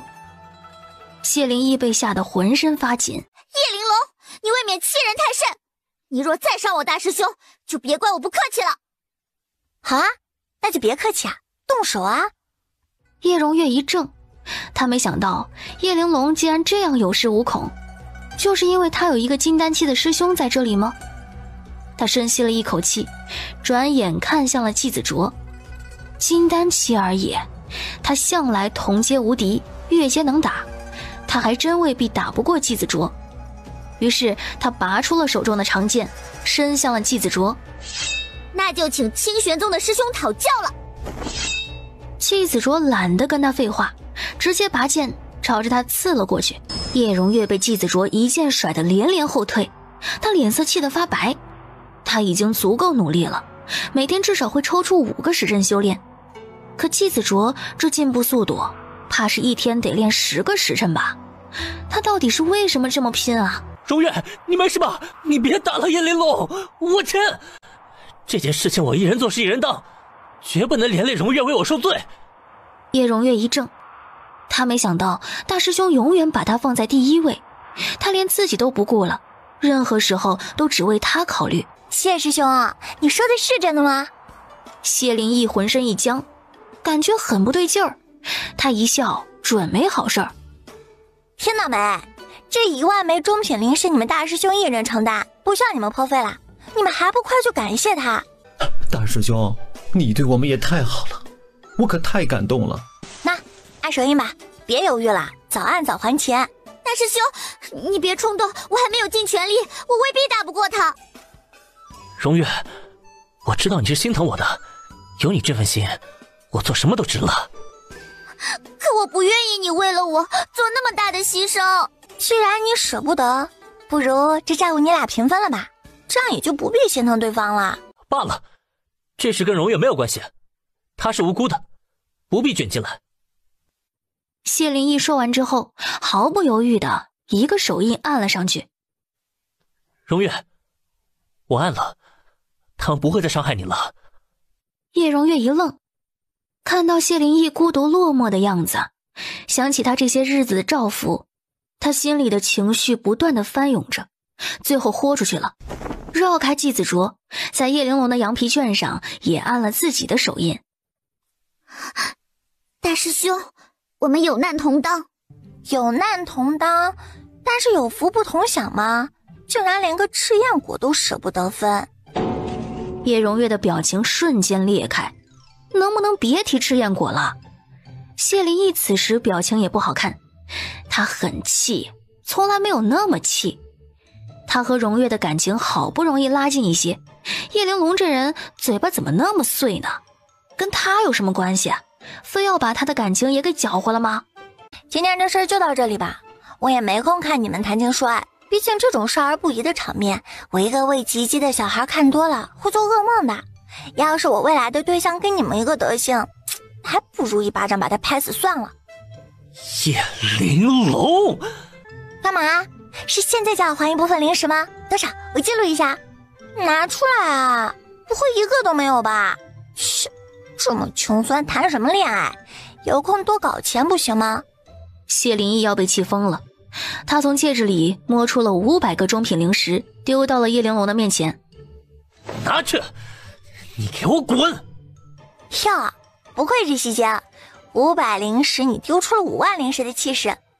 叶玲珑蹲下身，捡起地上零食，然后在欠条的表格上记了一条，然后抬头问叶荣月：“你呢？你要换多少？1000个。好，那我记好了。你要检查一下吗？不要。收了钱我心情不错，免费赠送你们一句话。不需要。既然你们都不想听，那我就说了啊。姐姐，其实我想不通啊，你看上谢灵翼哪点儿？他实力不如你，还的零食还不如你多。”叶荣月气到脑袋发昏，想也不想就反驳：“我压根儿没看上他好吗？”谢灵翼一愣，脸上写满了受伤2个大字。叶荣月反应过来，赶紧跟他道歉：“对不起，大师兄，我不想说的那么直接的，都是叶玲珑，他害我，你别生气。”姐姐，你也不用这么哄他，要不是他妒火中烧赶走了司玉晨，你也用不着受我这鸟气啊。说起来还是他欠你的比较多。叶荣月一愣：“是啊，司玉晨不走，他根本不需要被欺负成这样。叶玲珑他们本来就是来讨欠条的，而不是被谢灵翼他们保护着来到这里的。谢灵翼却一直捂着不说，直到叶玲珑发难了，他才知道。他迅速转头看向谢灵翼，谢灵翼被他这么一盯，整个人紧张了起来。荣月，你听我解释。后面他们俩情感如何拉扯的，叶玲珑没兴趣了。收好了他的欠条之后，他便心情愉悦地带着小伙伴们重新出发了。司玉晨若知道了，一定会感谢他的，毕竟他为推动男女主感情做出了重要贡献，是不可多得的神助攻啊。跟叶荣月他们分开之后，叶玲珑他们6个人朝着秘境更深的地方走了去。在那边，灵气变得越来越浓郁，但也变得越来越危险。可越危险的地方，好东西却只会更多，所以他们一行人默契地继续往深处走，谁也没犹豫。怎么了？怎么了？哎，你们看那边的树。众人朝着叶玲珑所指看了过去，只见那些原本挂满了灵果的树上，灵果竟然少了一半，而他们缺失的那一半位置，正好跟他们在这棵树上摘灵果的位置一模一样。不止那边，还有这边，这些全部的树都这样。只要他们摘下任何一棵树上的灵果，一整片林子里其他树上对应位置的灵果就会消失。这种感觉就像是这一整片林子里就只有一棵树，其他的树都是这一棵树的影子。就在这时，叶玲珑忽然感觉到身后有个什么东西碰了他一下，他猛地回过头去，然而身后什么也没有，依旧是原来的树木的模样。小师妹，这林子大有问题啊，你还要摘灵果吗？七师兄，天塌下来我也要摘这灵果，即便它是个陷阱，我们现在也跳进来了不是？既来之则摘之，不然会辜负了人家的一片心意的。叶玲珑话音落下，也不知道是不是他们的错觉，他们总觉得眼前的树抖了那么一下下。对呀，要是来的人发现这棵树不对，立马停止了采摘，那设置陷阱的人不就空手套白狼了吗？咱来都来了，先让他血亏一笔再说。采摘的过程中，叶玲珑的后背又被人碰了好几次，但他就跟神经粗没感觉到似的，头都不回，只管摘他的果子。快摘完的时候，他感觉到那个碰他的东西似乎生气了，一大巴掌呼到了他的脑袋后面，凶得不行。叶玲珑一回头，就看到了一直在他背后搞小动作的凶手，竟然是一只雪白雪嫩的小人参。但它只是体态像人参，并不是真的人参。它的身体看起来更像是白萝卜，头顶上有几根绿叶。胖头萝卜啊，你生气的样子还怪可爱。对，就是这样气鼓鼓的。哎，保持这个状态啊，我很喜欢。这世上怎么会有这么可恶的小孩？早知道刚刚就换个人戳了。雪灵果，天哪，那里竟然有那么大一颗雪灵果，而且还是生了灵智的。四师妹，我在书上看见过雪灵果，它是修仙界一种接近于仙果的灵果，对不对？比赤焰果的品级还要高上许多。没错，雪灵果珍贵无比，特别稀罕，在修仙界谁家有了它都是要当宝贝供着的。听到其他人在夸他，雪灵果挺起了骄傲的胸脯。看见没，还是有人识货的。谁这么有想象力啊，给这胖头萝卜取了个这么不符合形象的名字，叫雪灵果。哎，我名字也有一个灵，可是跟他完全不是一个画风。正等着叶玲珑为自己的无知忏悔的雪灵果一脸问号，他竟然毫无悔意，一错再错，错了还要继续错。喂，胖头萝卜，我数3秒，你赶紧跑。你要是跑慢了，我就去抓你回去炖汤啊。原本是想跑掉引诱他们去追的雪灵果一阵无语，台词就这样被他抢了，感觉自己好没面子呀。雪灵果气得不想跑，可任务在身，不得不跑。于是他冲着叶玲珑做了个生气的鬼脸之后，一个转身拔腿就跑。他们跟着那雪灵果一路狂奔，绕过了好几棵大树之后，柯心兰忽然大喊一声：小师妹当心，前面有幻境！叶玲珑听话的立马停了下来，毕竟在幻术方面，二师姐是行家，信她的准没错。小师妹，前面的幻境很厉害，我能感觉到，但是一时半会儿可能破不了。二师姐，那你有没有办法能标记出幻境的界限？有。柯心兰在掌心上捏了一个法诀，她将法诀打向前方，只见法诀消失的位置生成了一团迷雾，迷雾渐渐地扩散开来。迷雾越稀薄的地方离幻境越远，迷雾越浓稠的地方离幻境越近。这时在前面狂奔的雪灵果发现后面的人不追了，而且似乎他们还用方法发现了幻境的位置，他气得也跟着停了下来，回头瞪着他们。可恶，以那个小破孩为首的那群人居然识破了他们的陷阱，他们不但摘完了他们辛辛苦苦长了好多年的果子，害得他们损失了一大笔，现在还不肯跳进陷阱里来，导致他们平白血亏，他们做人该有的良心啊。小师妹，现在我们该怎么办？见好就收，果子摘完已经不亏了，我们走吧。不行，带了那么多票就没亏过，这票也不行。雪灵果气得从幻境里跑了出来，冲到了叶玲珑他们前面。他都出来了，他就不信他们还不抓。人类的心永远是贪婪的。哎，你是打算叛敌投诚啦？叛你个鬼！我是在用生命引诱你，我今天必须要拿下你！叶玲珑被他给气笑了，他都打算放过他了，他还敢来挑衅？行，让他见识见识人世间的险恶。叶玲珑唇角一勾，露出了一抹又甜又可爱的笑容。胖头萝卜，我给你3期时间，你赶紧跑，3期之后我就来抓你喽。3、2、咦，叶玲珑话音落下，从戒指里掏出了一把机关符枪，这是他画了设计图，让三师姐给他亲手打造的，一共尝试造了10来把，最后只留下了这一把最好最成功的。这东西他还没用过呢，想想就好兴奋，是时候证明它的威力了。叶玲珑一连按了好多发，每一发打出去都很精准。但胖头萝卜虽然胖，他实在太灵活了，他一枪都没打中。看样子这些年诱敌深入的事情没少干，业务能力那是相当棒，吓得雪灵果赶紧上蹿下跳的躲避。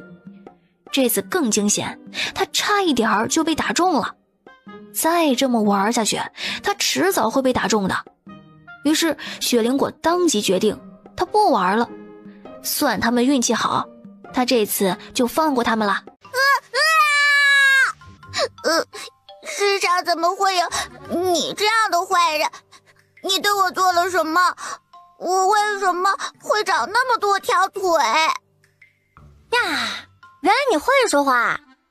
我当然会，我只是不屑于和你们这种愚蠢的人类交流罢了。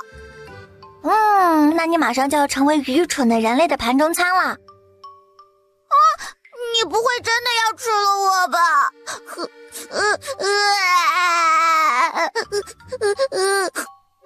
你不是不想要6条腿吗？我先帮你吃掉3条，给你恢复一下。不行，万一你吃错了真腿怎么办？那你适应一下假腿当真腿用啊，以假乱真不也是一样吗？不一样，你真的好坏呀！你是我见过最坏最坏的人。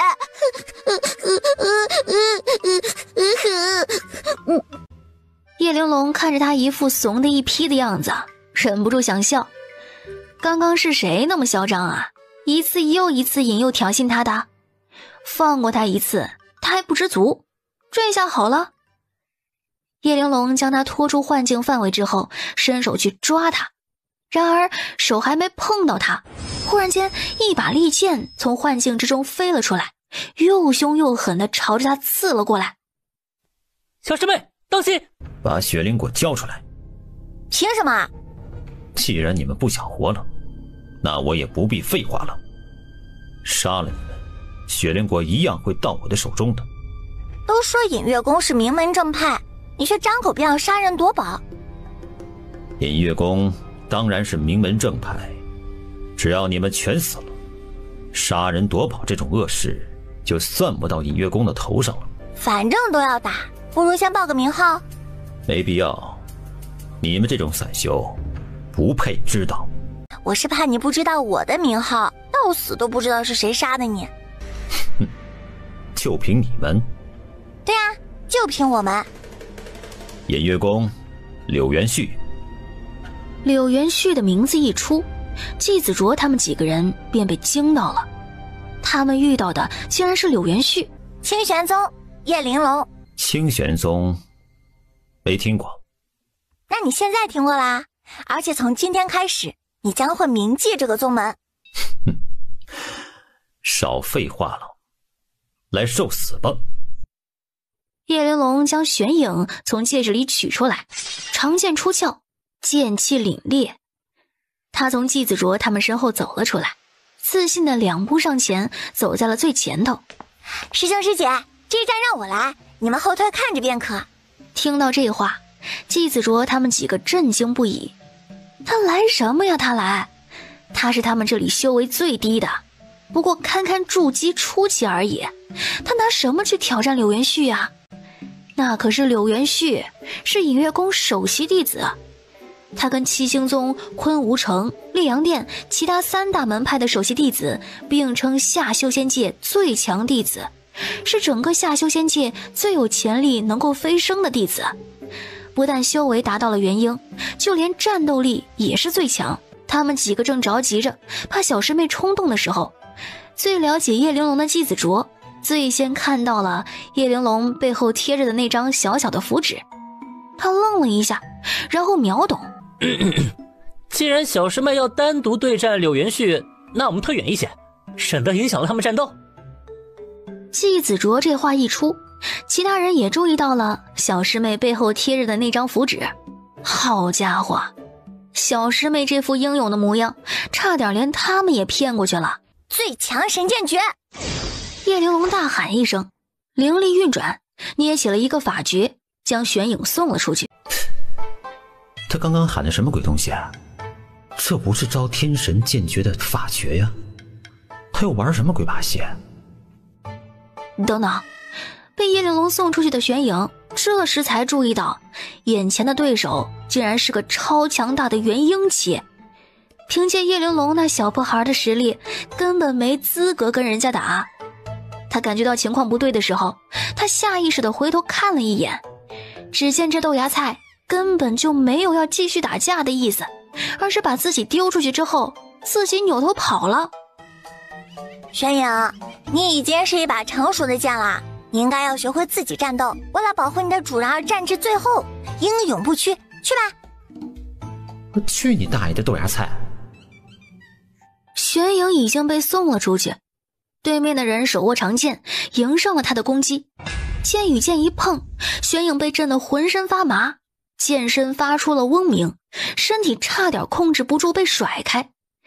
他现在还是太弱了，不然哪儿还需要受这小破元婴的鸟气啊？不对，比小破元婴更可恶的是那个小破筑基豆芽菜。等主人苏醒过来，他一定要把豆芽菜大卸8块。发现刚刚还在大放厥词大声挑衅的叶玲珑，这会儿竟然拔腿就跑，而他的那些同门跟他非常的默契，一群人跑得飞快，使得柳元轩愣了一下，然后整张脸拧了起来。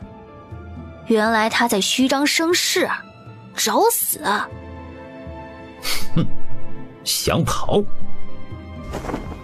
柳元旭迅速地朝着叶玲珑他们几个人追了上去。这时玄影一个回旋，重新甩回到了他的前面，再一次给豆芽菜拖延了时间。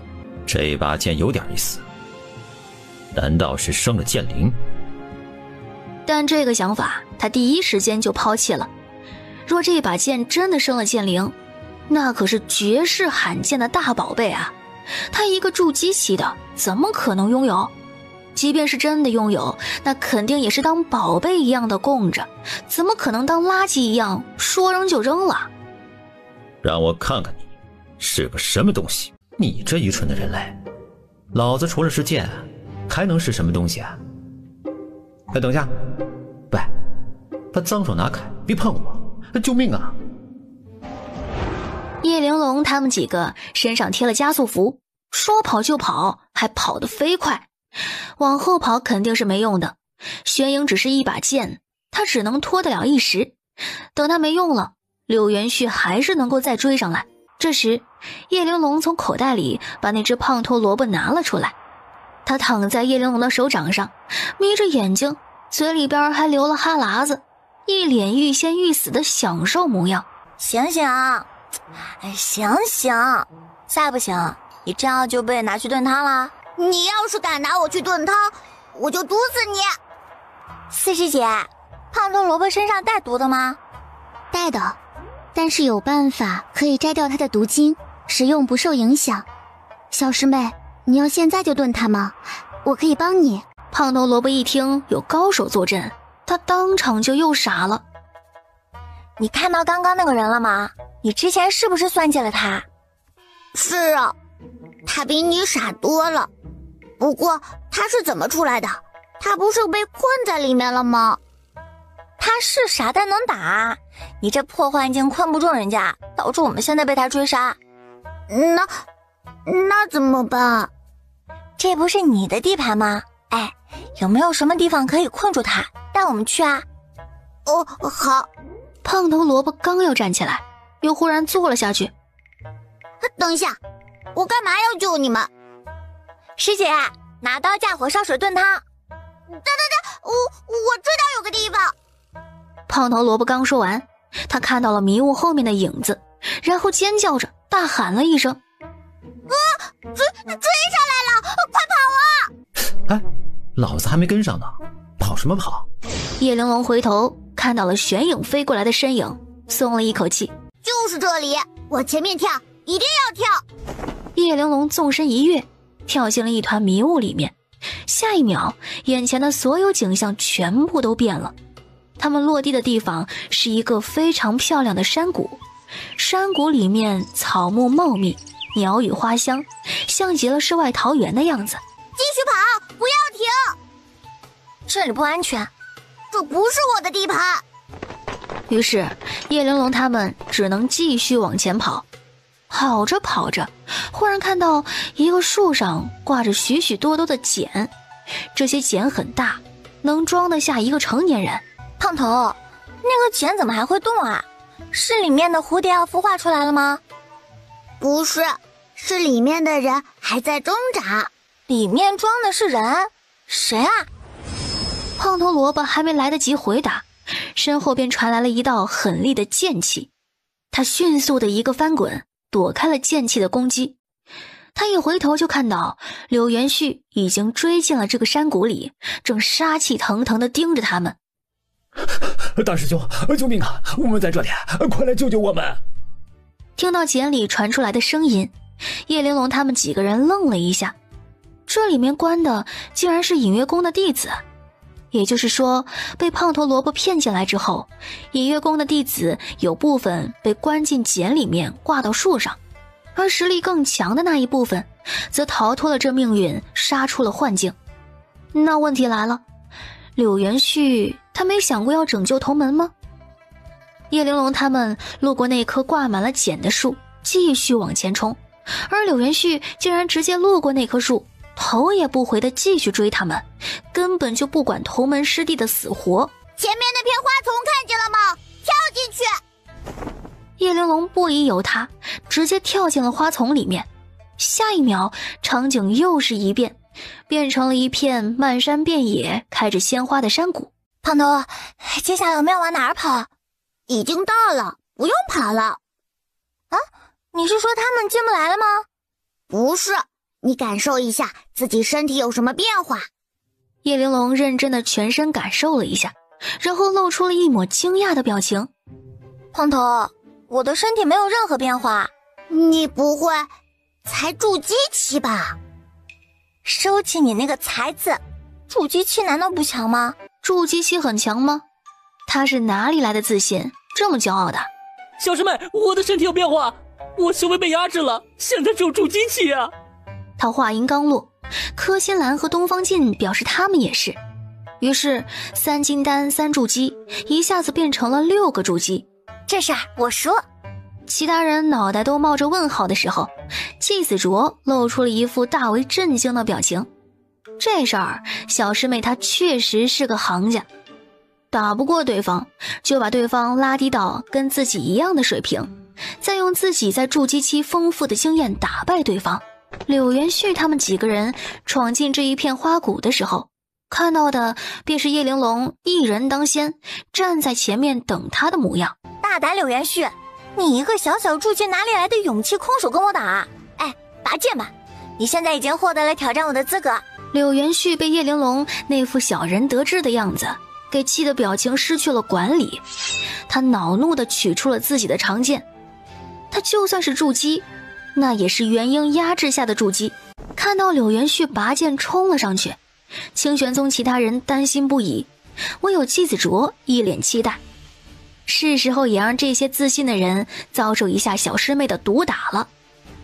在他的修为等级里，他可不是一般的变态。只见两人长剑相碰，发出了清脆的声响。叶玲珑战意满满，剑招流畅，在柳元旭面前越战越勇，越打越凶。招天神剑诀一开，玄影1变5，疯狂地砍杀柳元旭。他还没忘记刚刚差点被柳元旭给摸了这笔仇，杀他的时候特别狠，特别凶。柳元旭万万没想到叶玲珑竟然这么猛，不但气势吓人，剑势也很强悍，尤其是他的剑法完全不输隐月宫的最强剑诀，而且竟然还有压制隐月宫剑诀的态势。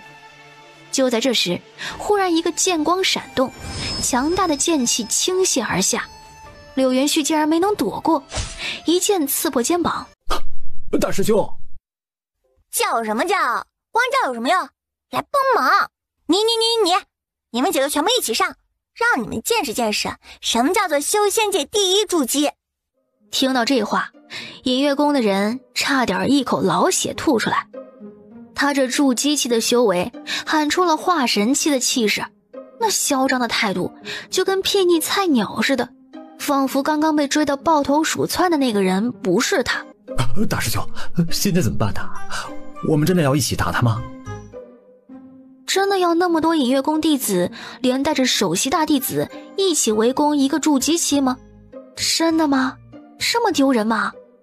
柳元旭的脸直接气成了猪肝色。慌什么慌？我刚刚不过是轻敌罢了，都给我退后！今天我必须拿下他。柳元旭从戒指里摸出了一枚丹药，塞进了嘴巴里。他肩膀上的血一下止住了。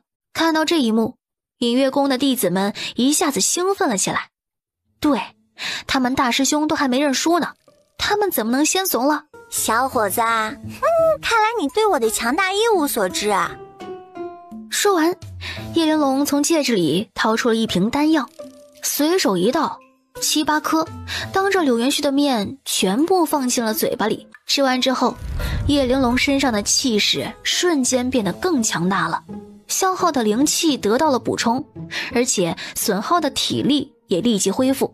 身为隐月宫首席大弟子，也一次只吃1颗而已。他一个小小的筑基期，还是个没听过的犄角旮旯的宗门，他凭什么一次吃个7、8颗呀？这玩意儿不要钱的。更过分的是，刚刚受伤的好像是他吧，他连块皮都没被蹭破，吃什么丹药啊？吃给谁看呢？这是看不起谁呢？清玄宗叶玲珑，好得很，他记住了。等他今天杀了这个小破孩，改天就去灭了他这破宗门。于是他带着强烈的怒火，手腕一抬，手中的长剑再次挥动起来，朝着叶玲珑刺了过去。叶玲珑足尖一点，手握玄影跟柳元旭对拼了上去。剑与剑相碰的声音传来，一招一式都震撼人心。柳元旭越打越吃力，然而叶玲珑却越打越凶。他手中的剑像是很有自己的想法一样，灵活的像是一条蛇，哪里有破绽，哪里有空隙就往哪里刺，刺得他防不胜防。几个回合下来，他身上受了大大小小不少的伤。眼看着自己就要招架不住，他迅速从戒指里取出一张定身符，以迅雷不及掩耳之势扔到了叶玲珑的身上。叶玲珑没想到这次还会丢符纸，一不小心让他给丢中了，整个人被定在了那里。柳元旭刚想缓一口气儿，迅速后退，谁知这口气儿他根本缓不下来，因为叶玲珑不动了之后，他手中的那一把剑直接脱离了他的掌控，继续对着他疯狂的乱砍，那架势犹如杀父之仇不共戴天似的。玄影越打越凶，越打越狠，趁着这货现在是筑基，他一定要好好的给自己报仇。这一幕把柳元旭看呆了，也把隐月宫的弟子给看呆了。这下他是真的相信这把剑有剑灵了，而且还是一只非常记仇的剑灵。这下柳元旭更不能理解了，清玄宗到底是个什么样的宗门？为什么里面的小小筑基期弟子会拥有一把生了剑灵的剑？这时叶玲珑把柳元旭扔到他身上的符纸随手给撕掉了，轻轻松松随随便便。看得已经内心有些崩溃的柳元旭，这下更加逼近崩溃边缘了。隐月宫里的高阶符修做的符纸，他竟然随手就撕了，就跟撕玩具一样的。筑基期修为打不过他，吃药吃不过他，手里的剑没有他好，就连符纸都拿他没办法。小小的筑基期，他是真的有那么可怕呀？你们还愣在那里干什么啊？就这么静静的欣赏你们大师兄被我暴打，真的打死了怎么办？叶玲珑这一喊，那些隐月宫的弟子迅速的清醒过来。是啊，真的把大师兄打死了怎么办？他要是死了，他们一个都活不了呀。这个时候面子还重要吗？不重要了呀。于是他们赶紧拔出手里的剑，一起朝着叶玲珑冲了过去。对了嘛，光欣赏有什么意思啊？来加入啊，跟你们大师兄一起被我暴打。还未战，心态就先崩了一半。比多名隐月宫弟子连带着首席大弟子一起围攻一个筑基期更丢人的是，多名隐月宫弟子连带着首席大弟子一起被这个筑基期暴打，然后他们真就一起被叶玲珑一个人暴打了。这一幕看得除了季子卓之外的人叹为观止。一直都以为小师妹是脑袋瓜特别聪明，在符文上的造诣特别强悍，现在才知道原来她战斗力竟然这么猛的。上次谢灵翼被她暴打的时候，他们还真心以为是谢灵翼受了伤太弱了，没想到不是她太弱，是小师妹她真的很强啊。玩归玩，闹归闹，动手暴打你的时候，她绝不开玩笑。隐月宫弟子听令，现在全部散开，各自离开，我就不信他能一个追我们所有人。柳元旭这话刚说完，季子卓他们5个人迅速的散开，围成了一个很大的圈，将他们包围了起来。小师妹没打够，谁也不准走。这几个人刚刚一动不动的，柳元旭都快忘掉他们了。好不容易他想到一个办法解决这个困境，这时候他们出手了。更离谱的是，他们5个人合为隐月宫弟子就算了，连那个6腿雪灵果也掺和进来，是什么意思啊？他懂不懂自己是哪边的？他清不清楚自己是个什么实力啊？他完全没想过会有那么一天，他落难的时候连只果都要来羞辱他，这像话吗？被拦住之后，柳元旭他们只能绝望地继续回头跟叶玲珑打。叶玲珑这次非常可恶，他每次打他们都点到为止，伤他们却又不是重伤，结果弄得他们浑身上下都是伤，可却又没有一处致命。作为隐月宫的弟子，多年建立起来的骄傲和自信，今天快要崩得差不多了。跟他们在一起，真的多一秒都是煎熬。这时，一个隐月宫的弟子撑不住了，他直接从半空中掉落下去，眼看着就要坠地昏迷的时候，一条绳子飞了过来，把他的腰给捆住了。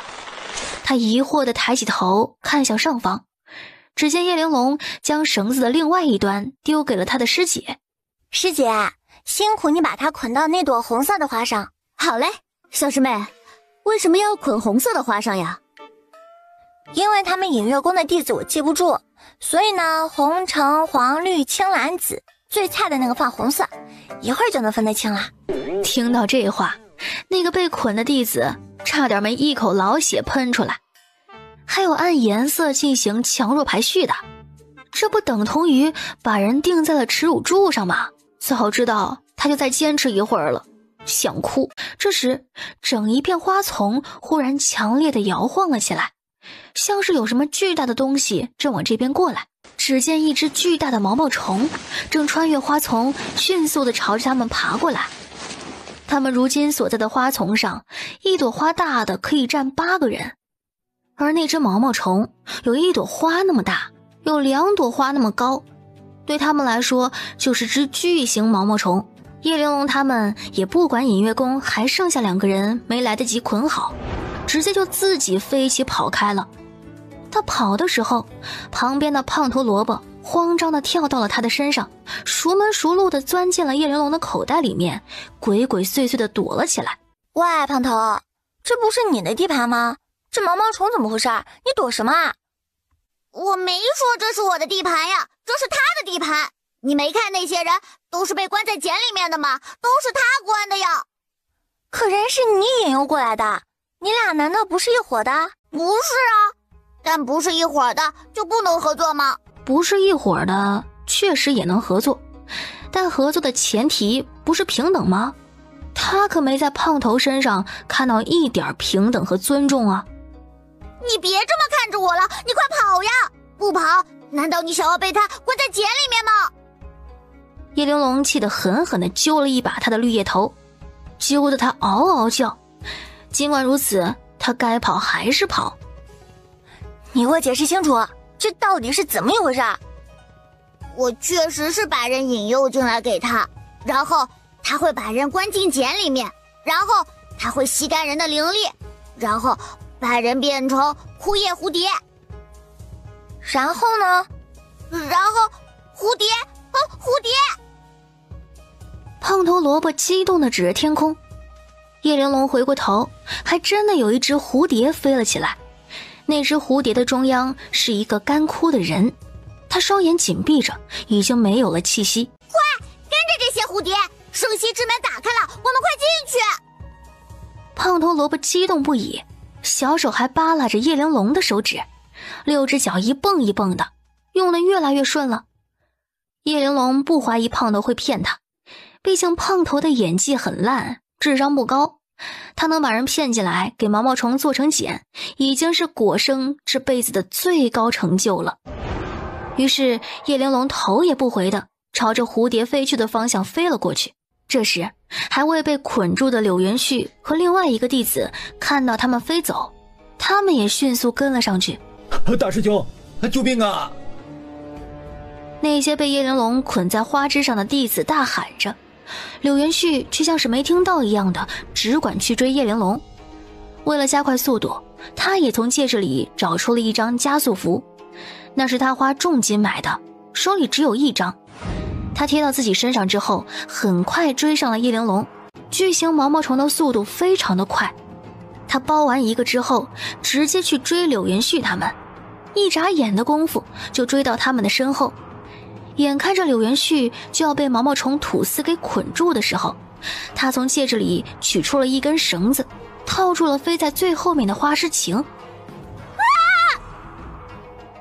花诗晴被柳元旭拽了回去，两人一起被巨型毛毛虫的丝给缠住了。叶玲珑脸色一沉，找死是吧？同时回过头的还有清玄宗其他人，看到叶玲珑毫不犹豫地朝着柳元旭飞过去，季子卓他们也迅速跟上。眼看着柳元旭和花诗晴马上要被一起困在茧里面，叶玲珑直冲柳元旭跟前，而季子卓则赶紧挥剑去斩断毛毛虫的丝。叮的一声清脆声响，季子卓的剑顷刻间被弹了回来。这丝线好厉害呀！让我来，玄影，快把你吃奶的力气使出来！当了上万年剑灵，不知何为吃奶的玄影一脸问号。铮的一声响，雪白又坚韧的丝被斩断。柳元旭和花诗晴身体一松，迅速地飞离了那只巨大的毛毛虫。叶玲珑，你再敢往前一步，就杀了你的师姐！叶玲珑那张稚嫩的脸上此刻露出了一抹冰冷的笑容，然后抬起玄影，不管不顾地朝着柳元旭攻了上去。好啊，那你就杀一个试试看。柳元旭看到他真的朝着自己来了，神色有些惊慌。难不成他和自己一样根本就不在意同门的死活？可是如果他真的不在意，他刚刚为什么要回头？他肯定又在欺骗自己。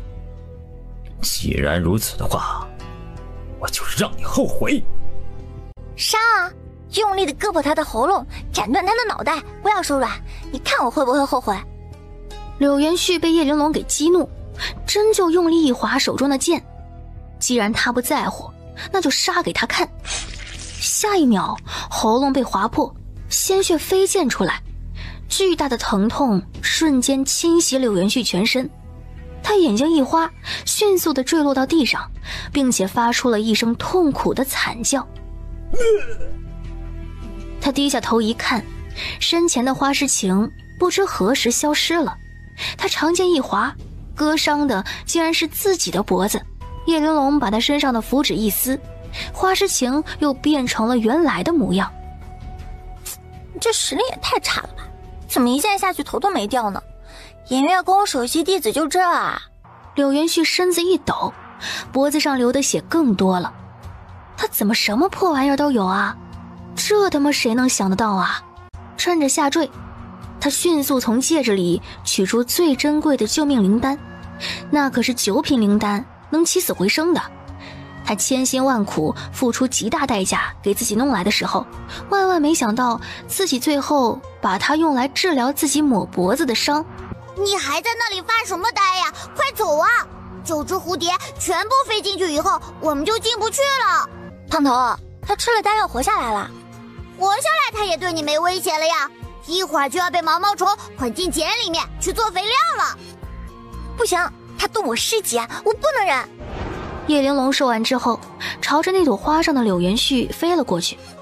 他刚飞过去，巨型毛毛虫的丝就朝着他吐了过来。他依旧方向不改地往柳元絮前面冲。我们要被丝给缠到了！你发疯之前，能不能先找个安全的地方帮我放下呀？我在这里这么多年，还没有听说过有果子被缠在里面的。果子破茧成蝶，飞回圣溪之门，门内的小伙伴怎么看我？我不要面子的吗？胖头话还没喊完，就被叶玲珑一个法诀封住了嘴。真吵！胖头刚刚闭了嘴，叶玲珑就落到了柳元絮的身边，跟他一起来的还有毛毛虫的丝线。他一个闪躲，丝线就缠到了柳元絮的身上，将它卷了起来。趁着他还未被完全卷进茧子里，而毛毛虫也还没顾得上自己的时候，叶玲珑举起了玄影，运转灵力，朝着柳元絮的心口倾力一刺。砰的一声碎裂的声音传来，柳元絮震惊地抬起头，看向叶玲珑，他竟然能够弄碎他的护心镜，刺破他的心口。下一秒，丝线将他整个人卷了进去，将他缠了个严严实实，什么也看不到了。快跑呀！别发愣了！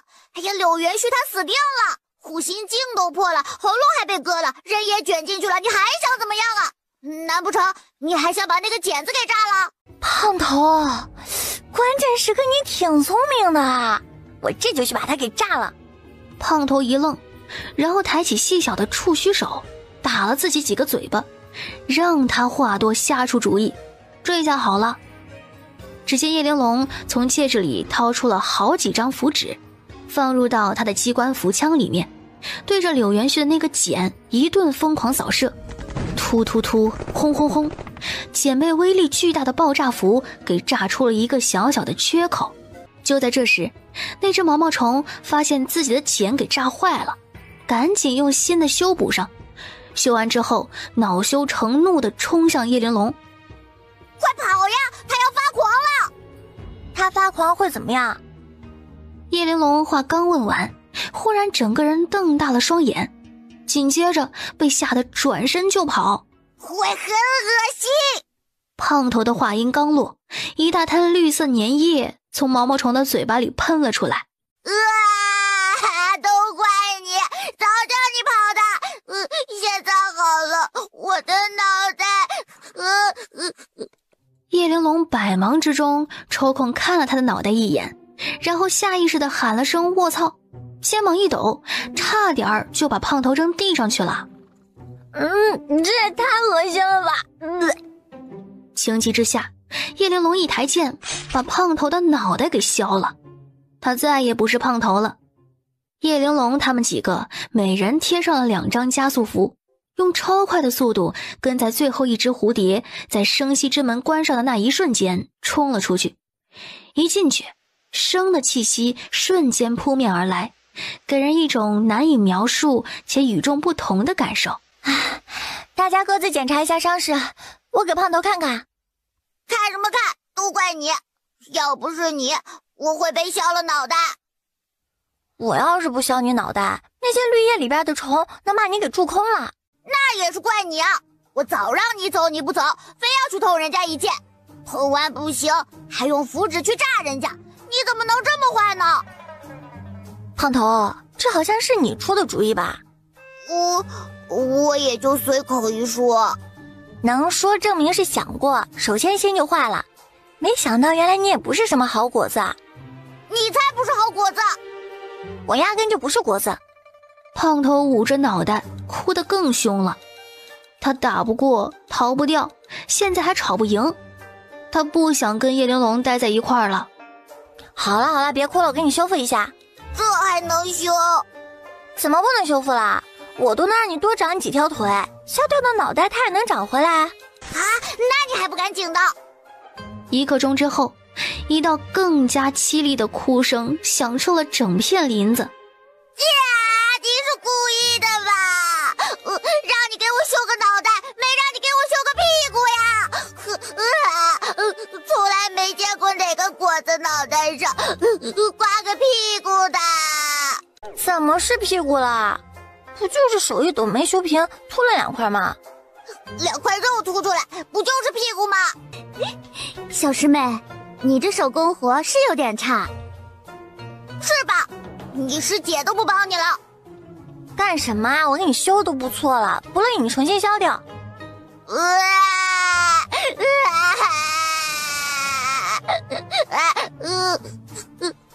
哎，吵死了！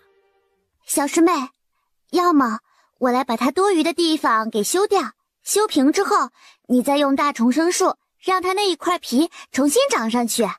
花诗晴说完，胖头高高兴兴地跳进他的怀里，扬起脑袋给他修，那模样狗腿的让人想把他打一顿。1刻钟之后，呜啦啦，到新都我想跳个舞呀！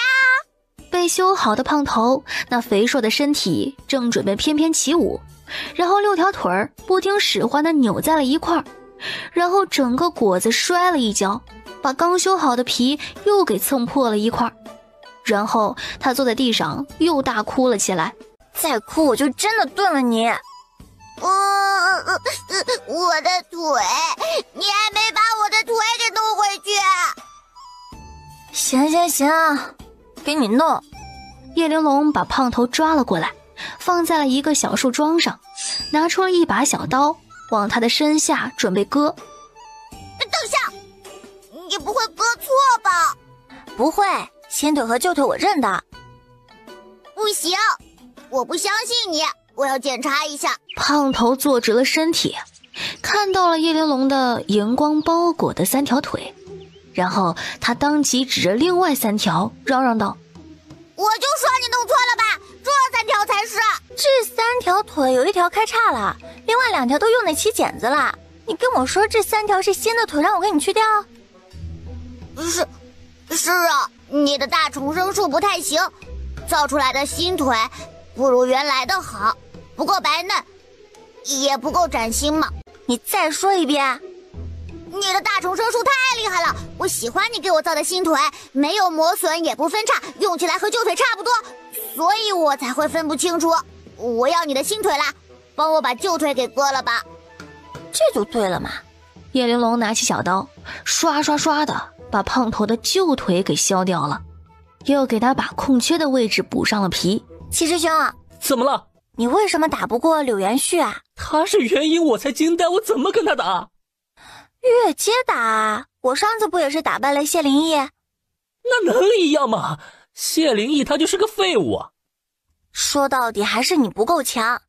季子卓沉默了片刻，眼看着叶玲珑手里抓了一把东西往他这边走过来，气势汹汹，来者不善。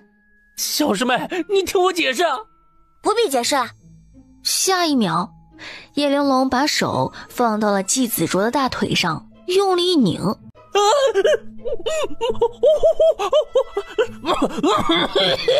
小师妹，你往我嘴巴里扔什么东西啊？好吃吗？有点咸。有没有感觉到体内有一股巨大的灵气正在蔓延全身？哎，好像有啊。有没有感觉到整个人有些飘，仙气飘飘那种飘？真的有。那你还不赶紧修炼，看看你能不能突破1层。哦，好。季子卓赶紧盘腿打坐，正要运转灵力，忽然又睁开眼睛问道：小师妹，你到底给我吃了什么东西啊？胖头多年未洗的脚。季子卓胃里翻腾，内心崩溃，满面绝望。小师妹，你怎么可以这么对待我？我到底哪里对不起你了？七师兄，你这话我就不认同啦。胖头是生了灵芝的雪灵果，四师姐说了，它可太珍贵了。我们这6个里边，你是头一个吃到雪灵果的，你难道不应该感激我？那你好歹洗一洗呀！七师兄，原汁原味的才最珍贵啊！我要是拿去洗一下，不小心把精华给洗掉了怎么办？我又没吃过雪灵果，胖头的第一次是属于你一个人的。再说了，那可是胖头的腿，我当着他的面去洗了，你又当着他的面吃下去，你考虑过他的感受吗？你自己又能接受吗？好像不太能。那就对了嘛，我快刀斩乱麻，避免了所有的尴尬，我这是为了你们好。说的好有道理啊，可季子卓总觉得哪里不太对。七师兄，你吃都吃了，赶紧修炼啊！就你这修为，下次再遇到坏人欺负我怎么办？我小小年纪修为最低，又那么柔弱，你难道忍心看着我？叶玲珑话都还没说完，季子卓已经坐端正，闭上眼，全身心投入到突破当中去了。这就对了，胖头，你来的正好。胖头顿时想也不想的拔腿就跑。不好不好，他没来过，看不见他。他还未跑起来，一张符纸就贴到了他的身上。下一秒，啪的一声，他趴倒在地上动不了了。大坏蛋，你对我做了什么？为什么我觉得背后有一块超大的石头在压着我呀？哎呦，好重啊！快要把我压扁了！这是我最新研制的千金符，你很幸运的成为第一个体验它的人，你是不是觉得很是荣幸啊？叶玲珑话还没说完，就看到胖头的身下竟然有一滩液体。完了，这果子被他的千金符榨出汁儿来了，再搞下去要出果命了。于是他赶紧把千金符给撕了下来，然后在胖头发现自己被榨出汁之前，给他贴了一张 SPA 符，让他忘记刚刚的痛苦，进入飘飘欲仙。果不其然，胖头压根没发现自己出汁儿了，舒服地翻了个身，在地上滚了一圈，躺着不动了。然而他没躺很久，因为他眯着眼睛的时候看到了一道亮光从林子的最深处传来。他嗖的一下站了起来，拔腿就往里面跑。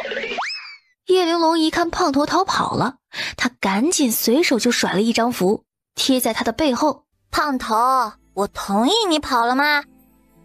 大坏蛋，你别拦着我呀！圣光亮了，那9只蝴蝶要开始升级仪式了，快去那边沐浴圣光，朝拜生息之神。我上次沐浴圣光之后长了1倍大呢。胖头说完，叶玲珑一把抓起了地上的胖头，撕掉了他身上的减速符，把它放在了自己的肩头上。那还等什么啊？哎，我们走。很快他们便飞到了林子最中心的位置，那里生长着无数的灵花，是他们进入这个秘境以来见过的灵气最浓郁的地方。只见花海的正中央竟然坐着一个人，他穿着一袭白袍，有着一头白发，长长的胡须以及一副苍老的面容。他闭着双眼坐在那里，像极了在家门口乘凉假寐的老爷爷，看起来亲切又和蔼。你们去哪儿？都来到人家地盘上了，不拜会一下老爷爷吗？别去了，去了也没用，他不会理你的。为什么？他坐在这里好久好久了，从我懂事起他就在这里了。我问过这里所有的生灵，他们都不知道这个老爷爷是什么时候来的，只知道他们在这里的时候，这个老爷爷已经在了，而且坐在这里一动不动好多年了。那他是死了还是活着啊？不知道，我们爬上去过，也碰过他，但是他就是一动不动。所以你们在外面的树上挂了果子，诱惑人过去摘，然后设置幻境骗人过去，再把人卖给那毛毛虫，由他把人变成干枯的蝴蝶，收集满9只之后开启这个仪式，从而获得圣光的力量。是啊，为了多骗几个人进来，我们特意把这个林子里长的果子挂外面去呢。你都不知道，沐浴圣光之后，这里的果子都有灵智了，找到没灵智的果子出去骗人要有多难。结果你倒好全摘光了，气死我了！这里所有的果子都跟你一样有灵芝？妈耶，那岂不是有一大群胖笨头每天凑一块干蠢事？那倒不是，他们都只是初萌灵智，就是有一点点意识，可以吸收灵气，缓慢修炼，很慢很慢的。达到我这么厉害程度的，全生系之门就我一个，独一无二。原来你的蜜汁自信是这么来的，胖头。那刚刚前来参加仪式的那些小动物，都像你这样会说话吗？不会啊，这里就我一个果子会说话，所以出去骗人的任务只有我能做。所以你不觉得奇怪吗？什么奇怪？你们这里要么是动物，要么是植物，并没有人，可为何唯独你会说人话？就算你生了灵智，也不可能天生就会人语啊。对呀，为什么我会说人话？我是谁？我从哪里来？我的身世是不是有什么问题？我真的是个果子吗？天哪，我难道根本就不是我？你是不是雪灵果？我七师兄最有发言权，他毕竟是吃过。你应该是雪灵果没错，毕竟你确实大补，而且你要不是植物，我小师妹怎么可能用木系的大重身术给你长腿长脑袋呢？只不过你能不能做一只爱干净的雪灵果？以后即便是你跪下来求我，我也不会再让你吃一个脚趾头。你就算把你脚丫子剁下来洗干净，拌了蜂蜜掺了糖，它也永远去不了味儿。一顿大吵，两败俱伤。为了避免他们再互相伤害，叶玲珑赶紧加快脚步，带着胖头走到了那个老爷爷的前面。他还有呼吸，这老爷爷竟然是活的。老人家，我们贸然闯入打扰您的清静，很是抱歉，请您勿怪。叶玲珑说完之后，眼前的老爷爷一点反应都没有。我就说吧，他是不会理你的，他谁都不理，你们就不用白费力气了。那接下来我们怎么办？不知道，那就到处看看有没有什么收获。如果没有的话，我们就离开这里，去别处搞钱啊，去别处历练。喂，地图果，你们这里还有什么好东西没有？我们这里最好的就是圣光了，你们都沐浴到了，剩下也没什么好东西了。我看你们这里条件那么好，不像是你说的那么贫穷啊。我们这里要是不穷，我能因为你摘了一树的灵果，心梗到忍不住和你干架。你能不能还一点给我呀？以后我还要继续工作的。不能，到手的果子绝不归还。叶玲珑正在和胖头拌嘴的时候，花诗晴忽然发出了一声惊叹：这老爷爷没有活着，他已经死了，而且死了好多年了。这簪子我在书上见过，它叫青木簪，它是由一棵万年青乌神木的树枝制成的，那是世间留存的唯一一棵青乌神木。它被发现的时候已经死掉了，唯独顶端上的枝丫上还有一小节是活的。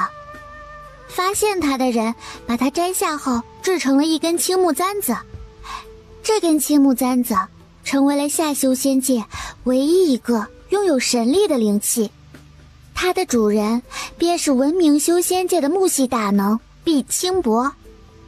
毕清博是木系单灵根的天才，在修仙界木系的修士是公认的不强，但是他却靠着自己的天赋练就了一身生息之力，改变了修仙界对木系修士的看法。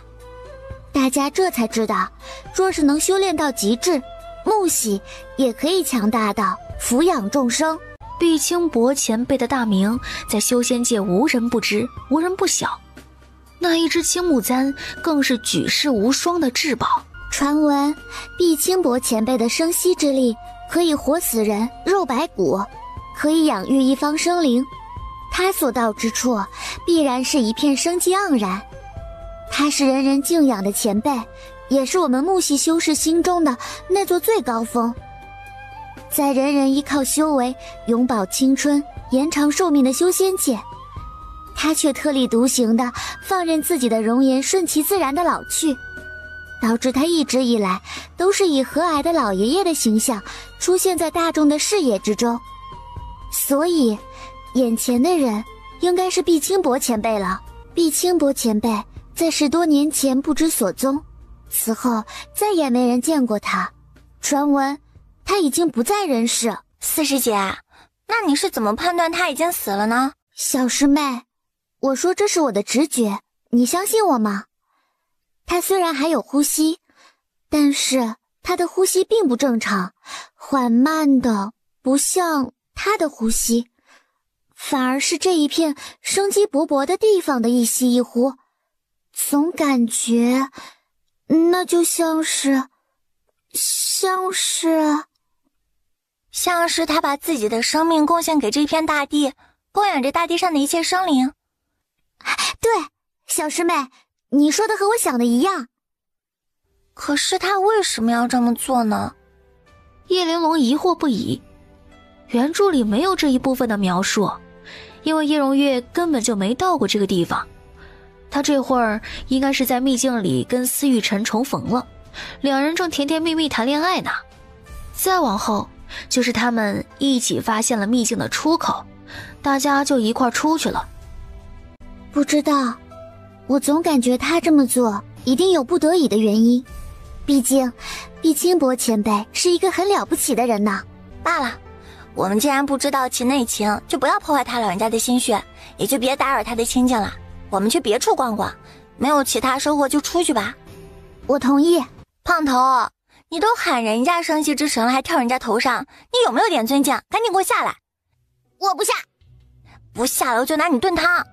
你干嘛非要我下来？废话，那不得有个地头我带路吗？胖头平生最恨人威胁他，威胁过他的人里面，他有最恨叶玲珑。于是他朝着叶玲珑做了一个最丑的鬼脸，以表恨意。你等我一会儿，我刚刚看到他这根簪子好像有点眼熟。你在这儿看了这么多年，能不眼熟吗？不是啊，你看。